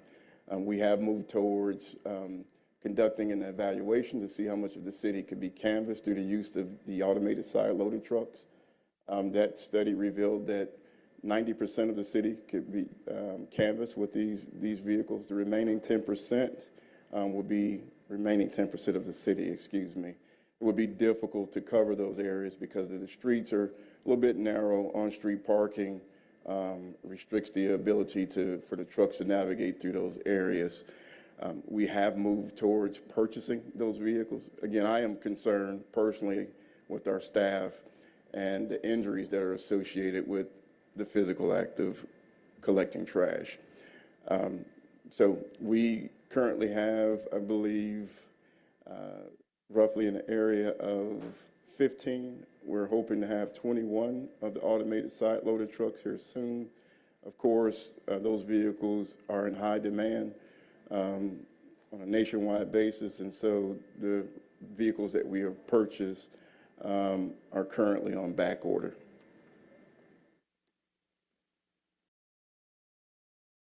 The next recommendation is to recommend that the Public Works Commissioner invest in its facilities to improve work conditions. We are aware that the facilities for our team members are well below our standards. However, we are working with the Department of Enterprise and Asset Management to conduct a facility assessment that was recently completed. So we do have those numbers, and we are prepared to work with the Department of Finance to identify a long-term solution to invest in those work sites and facilities. The next recommendation is for the Public Works Commissioner to develop incentives to improve staff morale. Again, well before this report, I put together an advisory board of DPW team members, grades 19 and below. Selectively chose those positions because they are closer to field operations and are really the pulse of the department. And so we recently elected a chairman and vice chairman of the Commissioners Advisory Board. Again, they advised me on issues that it's really difficult for me to get down to the facilities as much as I would like and to hear what's going on at the ground level. This has been very successful. The team is very excited about introducing new ideas to the Commissioner's office, and I'm certainly glad to hear them from them as well. So again, that started before the audit took place. The next recommendation is to recommend that the Public Works Commissioner follow through on his vehicle replacement plan to ensure enough vehicles are available during the scheduled shift time. Again, we have identified the vehicles that have exceeded the expected life cycle. Our challenge is, one, is obtaining new vehicles. It's, although Atlanta is a larger market, we're capable of buying more vehicles. Our purchasing power is greater than other municipalities. We are still competing with the private sector, such as the Waste Managements and the Republics that are able to purchase more vehicles than we are. So as time allows, we are purchasing additional vehicles. The initial investment was about $11 million. The most recent investment of about $3 million in automated side loaders were also purchased. Next recommendation is to recommend that the Public Works Commissioner develop a plan to ensure that equipment is replaced when it reaches the end of its life cycle. Again, that goes back to the vehicle replacement plan that's in place. We're working with Department of Finance to identify funding for future years, but we have made our previous commitments over the last 2 years to purchase the vehicles that need to be acquired. Recommendation number 7 is to recommend that the Public Works Commissioner identify critical data and develop a centralized database to store the data and generate reports to inform decision-making. Beginning this week, the Public Works Department implemented a telematics software program on our solid waste vehicles and our right-of-way maintenance vehicles that provides real-time data. It collects data to help us to make better decisions. That software program also comes with a data repository that we are able to house that information and conduct queries as well. The telematics software will work hand in hand with the new command center that was recently completed. I would like for you, those of you who have not had the opportunity to view the command center, to come up and take a look. We've hired some of the brightest and best minds to work in that command center. We have about 6 positions, primarily data analysts who are responsible for specific areas of the department, again, to collect data and to make better decisions. Our issues with a heavily paper-based system are no longer as big as they were before. We expect full implementation of the telematics software program and being able to really analyze the data over the next quarter. But again, this past Monday was the first day of implementation of that software. Recommendation number 8 is to recommend that the Public Works Commissioner consistently track the reasons for overtime use to ensure necessary overtime is properly budgeted. I do believe we have a good grasp on when overtime is needed based on seasonal occurrences. March marked my 2nd year with the City of Atlanta, so we're becoming much more familiar when we need additional assistance.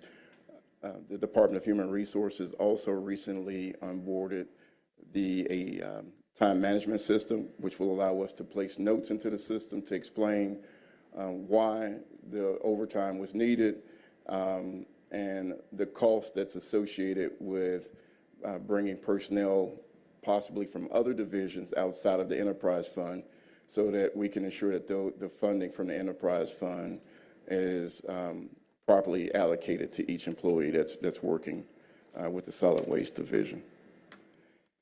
Recommendation number 9 is to recommend that the Public Works Commissioner develop a non-compliance enforcement plan for residents and staff. The new telematics software program has the capability of capturing timestamp images that will show occurrences such as yard debris that exceeds the allotted amount, additional cans that residents may have that they aren't currently paying for. We also have a quality assurance / quality control team that will be out here soon conducting audits of areas that are prone to have more trash cans or recycling carts than others. So that plan is currently underway. Our last recommendation is to recommend that the Public Works Commissioner conduct a route optimization planning to ensure that routes are balanced among crews' daily workloads. Again, going back to the telematics software, it accomplishes that goal. It has a route optimization program that will take place, I believe, over the next 6 months. So we need to collect the core data before the full route optimization can be completed. But after the 6-month time period, we're confident that the routes will be equally balanced. That concludes my response, and I'll be happy to address any questions should you have any. Thank you, Commissioner Wiggins. We'll go back to questions and comments from my colleagues. We'll start with Councilmember Andrea Boone. Thank you, Commissioner, for this report and explanation of some of the things that you are working on. I realize that your workforce is filled with a lot of the working poor, and I know you all are dealing with a lot. So I want to suggest that we do some things that we used to do back in the early 2000s when some of our other commissioners were there. That was the barbecues, and now we are in need of the food giveaways. Because it's hard to come to work when you cannot pay your utility bill, when you go to Publix or Kroger and your grocery bill is nearly $200. I connected you all with the Community Food Bank of Greater Atlanta, and I think it will be very helpful. Sometimes employees just need to know that you care, that you care.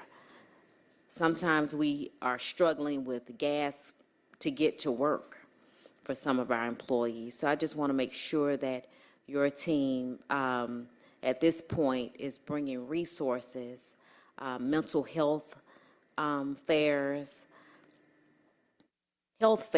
getting their blood pressure checked. Many of days I've sent folks over to the West End Medical Center and across the street just to pick up their high blood pressure medicine. So just want to make sure that your team knows the constituency that they serve, which is definitely the working poor. Utility bill assistance, we can connect you with some agencies who can help with that. And I think that you'll see some results with morale if people know that we care and we know that by the time they get their check, the check is already gone. So again, thank you for all you all are doing, but let's try to do a little bit more with letting people know that we do care about what they are going through. Thank you. Yes, so thank you, Councilmember Boone, and first of all, thank you for making the connection with the Atlanta Food Bank.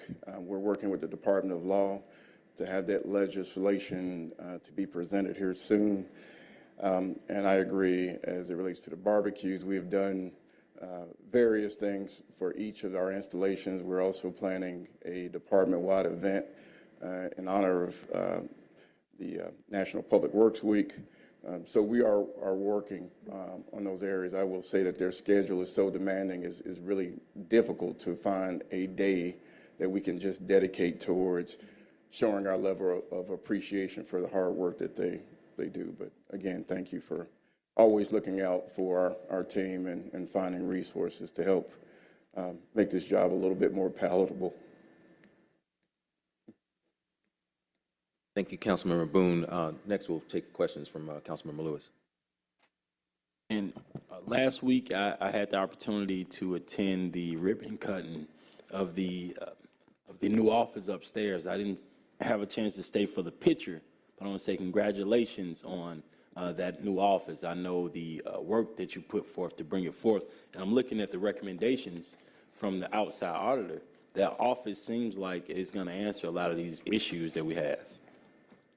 Yes, sir, that is correct. Not all, but I will say 80% of our issues will be addressed through the command center.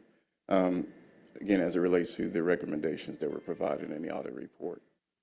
I just wanted to make sure I said that currently the office should, you said 80% of these issues on here will be addressed through that, and it seems like Councilmember Boone just came with the one for making sure we address morale, and I want to add something to that. I know we talked about it before, weekly pay for our sanitation workers, and let's see if there's a way we can, if the city has an appetite for taking care of some of our folks, just for the summer period as a way to increase decrease the turnover rate, if we can get some people on real fast and pay them every single week throughout the summer.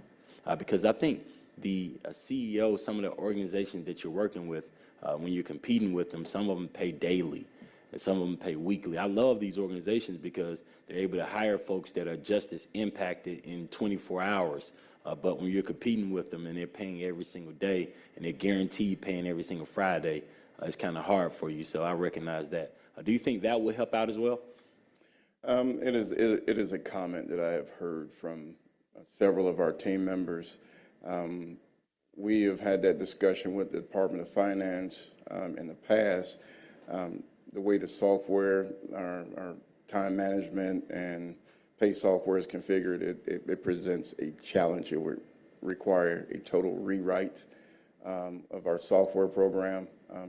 It does not take the concern off the table, and it does not mean that it's not something that they aren't working towards, but the cost of reconfiguring that software was a seven-figure investment. So again, that's we have to look at the cost versus benefit, but we will revisit that ask with the Department of Finance.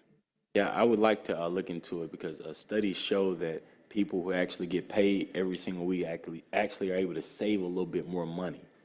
So thank you on that. Yes, sir. Thank you, Councilmember Lewis. Mr. Wiggins, I just want to second and kind of reiterate the point made by my colleagues. Let us know how you can tap into us, in whatever way to help with morale. I can't speak for everybody, but I know in my household, the sanitation workers are held up with the same standard as firefighters when it comes to my kids and being excited about garbage collection day. And so I know that the community also appreciates the work that our sanitation workers do throughout the city of Atlanta. So, let us know how just not only how we can help with morale, but even getting community involvement in. We have to have certain days where the community comes out and does things to appreciate the hard work and dedication of our employees. Let us know how we can tap into that and be able to help organize some of those efforts. Yes, sir. I think this is a great opportunity for me to engage the Commissioners Advisory Board to come up with some ideas of how we can show our appreciation, not just from an internal standpoint, but engaging the community as well. So recommendations are forthcoming. Sure, and I'm very excited to hear that majority of the issues that are outlined in this audit will be addressed with the new command center that's on board, that you just had your ribbon cutting last week. Now is up and functioning. Is it at a level? Is it meeting the expectations that you thought it would? I know it's very early, but just want to kind of get your early feedback in terms of how the progress is going with the new command center. So you're correct. It's very early, and this is a new blueprint. We're not following a pattern that's established by any other city. Our situation is so unique that we're learning as we go. But we have seen a significant return during the first week of the command center. We're collecting data that we have not collected before. For an example, the telematics software, we're able to capture images of roads that are blocked, that are traditionally blocked, and to be able to put that information into the system, to be able to collect information to identify trends has been helpful already. But we won't really see the true impact of the command center until probably after the first quarter. Okay. And then lastly, I was going to ask you after legislative items to give a cost study update, but it was mentioned in the audit, and just for the sake of time, if you could give a brief update on the cost study. Yes, so the cost study, the final legislation will be heard, by FEC tomorrow. We expect that we will have all of the internal signatures for that agreement by the 19th of May.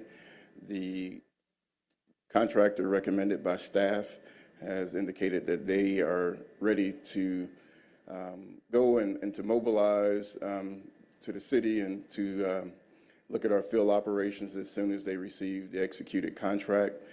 We expect to have the first 30-day analysis to you by the 1st of July. All right. Any other questions or comments from my colleagues? Councilmember Shook. Yeah, no, just while you're up here, can you give us an update on where GDOT is in terms of reviewing the APS schools in Atlanta that are eligible for the cameras? That may be something that That's an ATL-DOT. ATL-DOT is working on. All right. Thank you, Commissioner Wiggins. Colleagues, at this time, I will make a motion to accept and file. Got a second by Dozier. Can you please open the vote? The vote is open. The vote is closed. 5 yeas, 0 nays. This item has been accepted and filed. Takes us to our consent agenda, Section H, ordinance for first reading.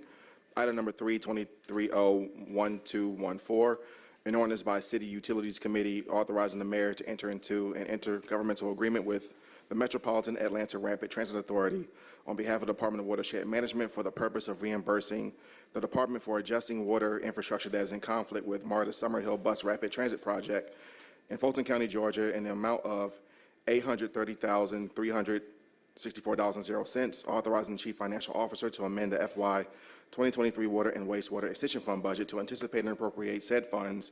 All funds will be deposited to the fund, department, organization, and account numbers listed herein and for other purposes. Thank you. Now we'll go into items on our regular agenda. Section I, ordinance for second reading, item number 4, 23-01182, an ordinance by City Utilities Committee authorizing the Chief Financial Officer to amend the FY 2023 Series 2021 Water and Wastewater Commercial Paper Notes in the amount of $3,500,000.00 to transfer funds from the 2021 Water and Wastewater Commercial Paper Notes for appropriations and add funds to the small meter installation project and for other purposes. Officially, good afternoon. Good afternoon, Chairman Winston and other council members. I was going to say good morning, but you're right, it's afternoon now. The purpose of this legislation is to provide additional funding needed to continue with our small water meter installation projects. Meters are a key component in providing safe drinking water to our customers. They're also critical in the billing process. The small water meter installation project supports the installation of small meters, detector techs, fire hydrants, and associated appurtenances. Based on current construction demands and the forecasted burn rates, excuse me, there is a projected $3.5 million shortfall in funding. The additional funds being requested will cover expenses for the remainder of this fiscal year. There is legislation in process for a new solicitation and funding for FY 2024. Excuse me, my allergies are acting up. And the approval of this legislation will allow us to continue the installation of new small meters and appurtenances without disruptions to customers or developers. This concludes my remarks, and I'm happy to address any questions you may have. I'm going to go to Councilman Shook, but just for the record, do you mind stating your name? I forgot. I'm sorry, I did not say that. I am Deputy Hugh Smith in the Office of Customer Care and Billing Services, Department of Watershed Management. I apologize, sir. Thank you. And why is commercial paper the best funding option? That is a question for, I guess, our Deputy Commissioner of Finance.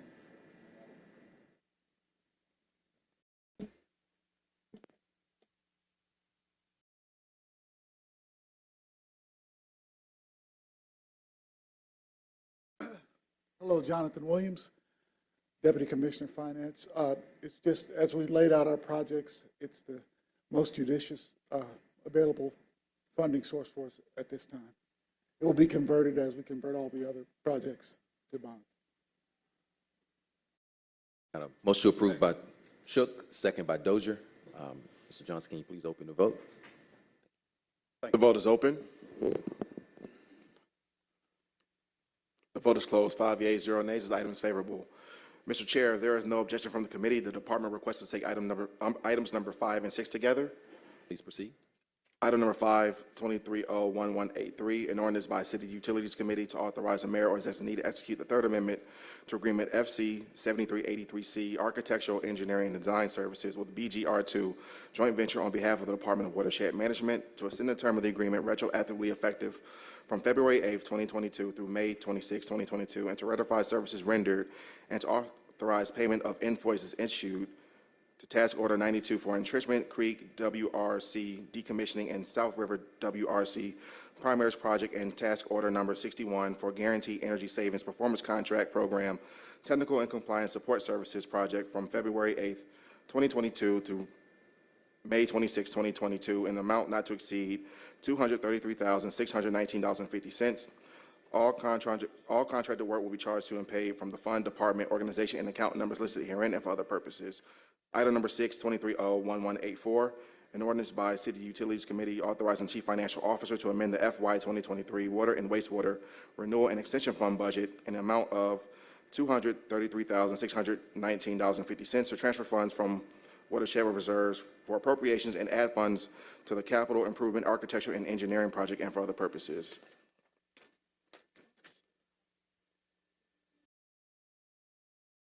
Thank you. Commissioner Browning. Hey, good afternoon, Chairman Winston, council members, Makita Browning, Commissioner for Department of Watershed Management. Purpose of this legislation is to request approval for a final closeout of remaining invoices associated with an agreement that expired on February 7, 2022. One ordinance is for authorizing a third and final amendment, while the other ordinance authorizes the funds needed to remit payment. From 2016 to 2022, the BGR2 joint venture comprised of Black and Veatch, Gresham Smith Partners, and Riveter Tap Incorporated were one of our 6 AE teams to provide professional services support to Department of Watershed Management under a previous agreement, previous contracts. Regarding the legislation in question, under Task 92, the joint venture provided design and construction management support for our Entrenchment Creek WRC decommissioning and South River Water Reclamation Center project, which was issued in March 2022, as well as support for our Guaranteed Energy Savings Performance Project that was issued in May of 2022 under Task 61. Under Ordinance 23-0-1183, it's a request to execute the Third Amendment to the agreement retroactively for the payment for final invoices relative to both task orders only. No other work is in progress. No additional invoices remain.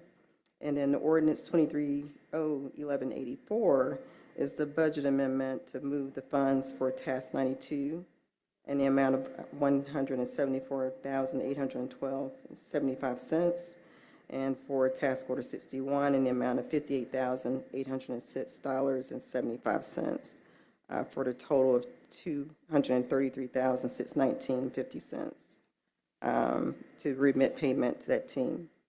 Subject to your questions, that concludes my briefing. Thank you, Commissioner Browning. We have a motion to approve from Shook on both. Second. Second by Dozier. Can you please open the vote? The vote is open.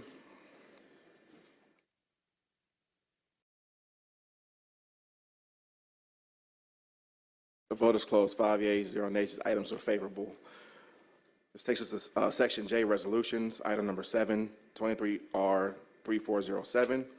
A resolution by Councilmember Howard Shook authorizing the mayor or his designee to execute a consent order with the Environmental Protection Division, Department of Natural Resources of the State of Georgia, and to authorize payment pursuant to consent order in the amount of $4,250.00 to resolve permit compliance violations, including failure to submit a water effects ration report by December 31st, 2022, and failure to submit a request for an extension in a timely manner as required by the consent order. All amounts due under the consent order will be charged and paid from the account numbers listed herein and for other purposes. Director. Good afternoon, Mr. Chair, council members. My name is Alex Mahajer with the Office of the Watershed Protection, and this is to request signing the proposed consent order with the Georgia Environmental Protection Division to authorize a payment to the amount of $4,250 for the failure to submit the water effect ratio report by December 31st, 2022. As a background, on January 20th, 2019, consent order 8603 was executed between the Department of Watershed Management and EPD. The consent order required Department of Watershed Management to make every necessary reasonable effort to perform sampling as required by the terms of the permit. Now, amendment number 1 extended the submission date to April 2nd, 2022, based on the October 2020 study plan approval process. Later, due to the lack of the qualifying CSO discharge events necessary to complete the sampling, amendment number 2 was executed to extend the deadline to December 31st, 2022, as mentioned above. Now, due to contracting difficulties and delays due to transfer of the responsibilities from the old A&E contracts to the new A&E contractor, once the new A&E contractor was on board, Department of Watershed Management was then able to continue the work, but was unable to meet the deadline. The new deadline is now extended to May 15, 2023. The sampling is completed, and the report is scheduled to be released by April 28, 2023. Thank you. Any questions, comments from my colleagues? Motion to approve from Boone, second by Lewis. Can you please open the vote? The vote is open.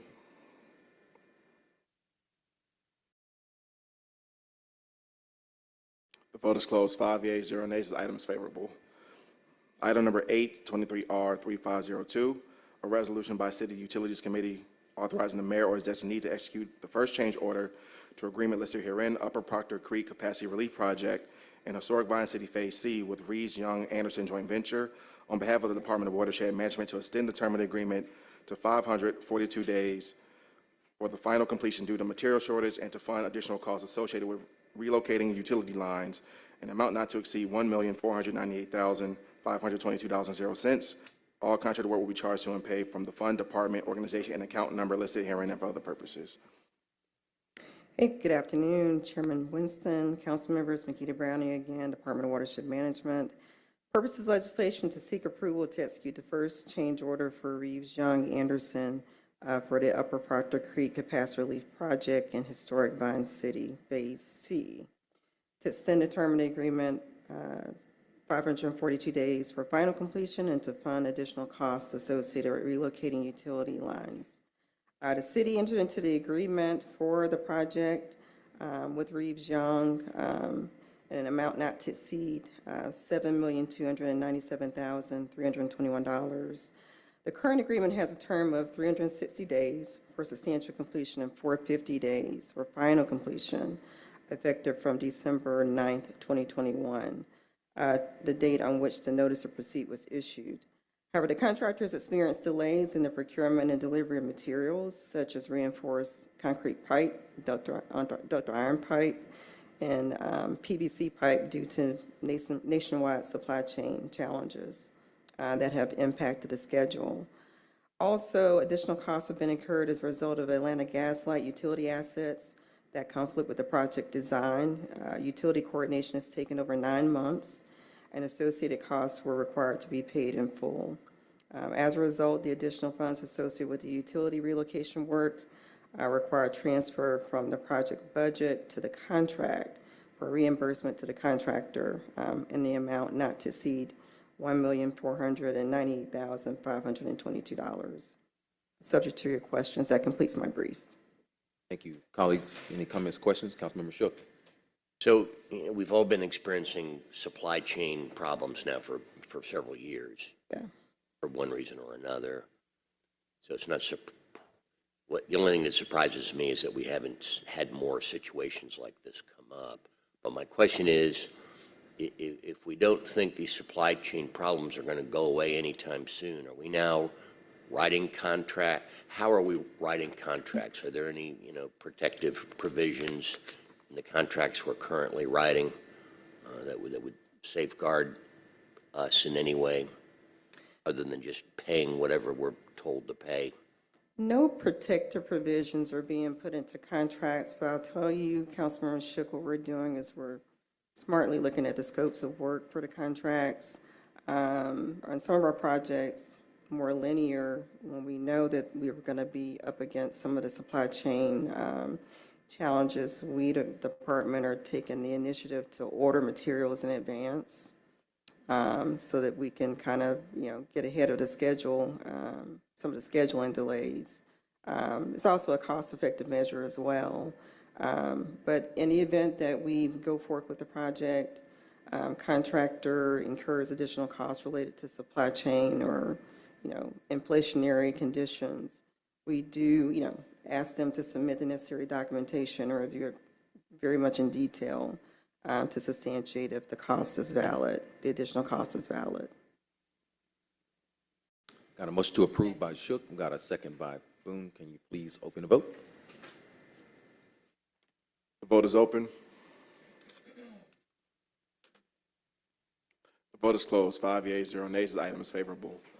Item number 9, 23R3503, a resolution by City Utilities Committee authorizing the mayor or his designee to execute the First Amendment to Task Order Number L20049 under Agreement FC-10640A, Job Order Contracting Services with Astra Roy Fox JOC Joint Venture LP to add construction services and to add funding for Utoy Creek WRC roof garden patio repairs on behalf of the Department of Watershed Management, an amount not to exceed $13,581.50.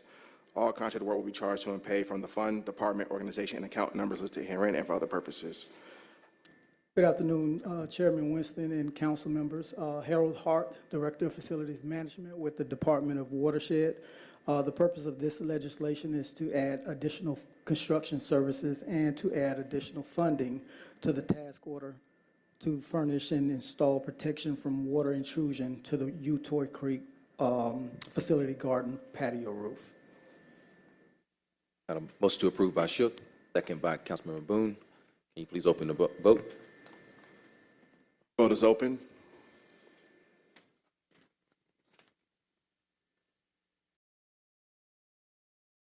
Will everyone please vote? Thank you. The vote is closed. 5 yeas, 0 nays. The item is favorable. Mr. Chair, we have one item coming off held. Thank you. It's item number 14, 23O1146, an ordinance by City Utilities Committee to ratify services rendered in connection with Agreement FC-10282, Cooperative Purchase Agreement for Fleet Commander Car Share Program with Agile Access Control Incorporated, beginning February 6, 2023, to authorize the mayor or his designee to exercise the second renewal option under the agreement on behalf of the Department of Watershed Management for a term of 1 year, retroactively effective from February 6, 2023 through February 5, 2024, an amount not to exceed $49,367.95, to authorize the mayor or his designee to execute the First Amendment to the agreement to add the Department of Public Works as an authorized user agency. All contract work will be charged to and paid from the fund, department, organization, and account numbers listed herein and for other purposes. Good afternoon, Chairman Winston and other committee members. Reginald Wells, Assistant Commissioner for Department of Watershed Management. The purpose of this legislation is to allow us to continue using our car share program throughout the department. It provides us 24 access through 2 kiosks at different locations throughout the department. We're able to utilize 40 vehicles to share throughout the entire organization. It increases the utilization of our light vehicles by giving more than just a single assigned individual access. It allows us to continue productivity while any given section of vehicles require maintenance. So it's really useful throughout our organization, and we ask that you guys approve to continue us to utilize it. Second, Boone. Motion by Shook, second by Boone. Can you please open the vote? The vote is open. The vote is closed. 5 yeas, 0 nays. The item is favorable. Mr. Chair, that concludes our legislative items for today. Thank you, Mr. Johnson. Colleagues, I just wanted to point out in your committee handouts, there were several requested items specifically from Councilmember Lewis that pertain to the vacancies of Watershed, providing data on the PAT3 program and the results of the recent job fairs. So you have those in your committee handouts. Are there any other questions or comments, Councilmember Lewis? I would say I met with the Department of Watershed the following week. I would say they were very responsive. I would say that we went through this thoroughly, and that the department, I appreciate to know where the bottlenecks were, and I appreciate to know that the department is working how they should be working. I appreciate y'all working that hard to get these jobs filled. And we need to, it's a talent thing. We have to find some talent to help them out. Thank you. Any other comments? If not, we all stand adjourned. Thank you.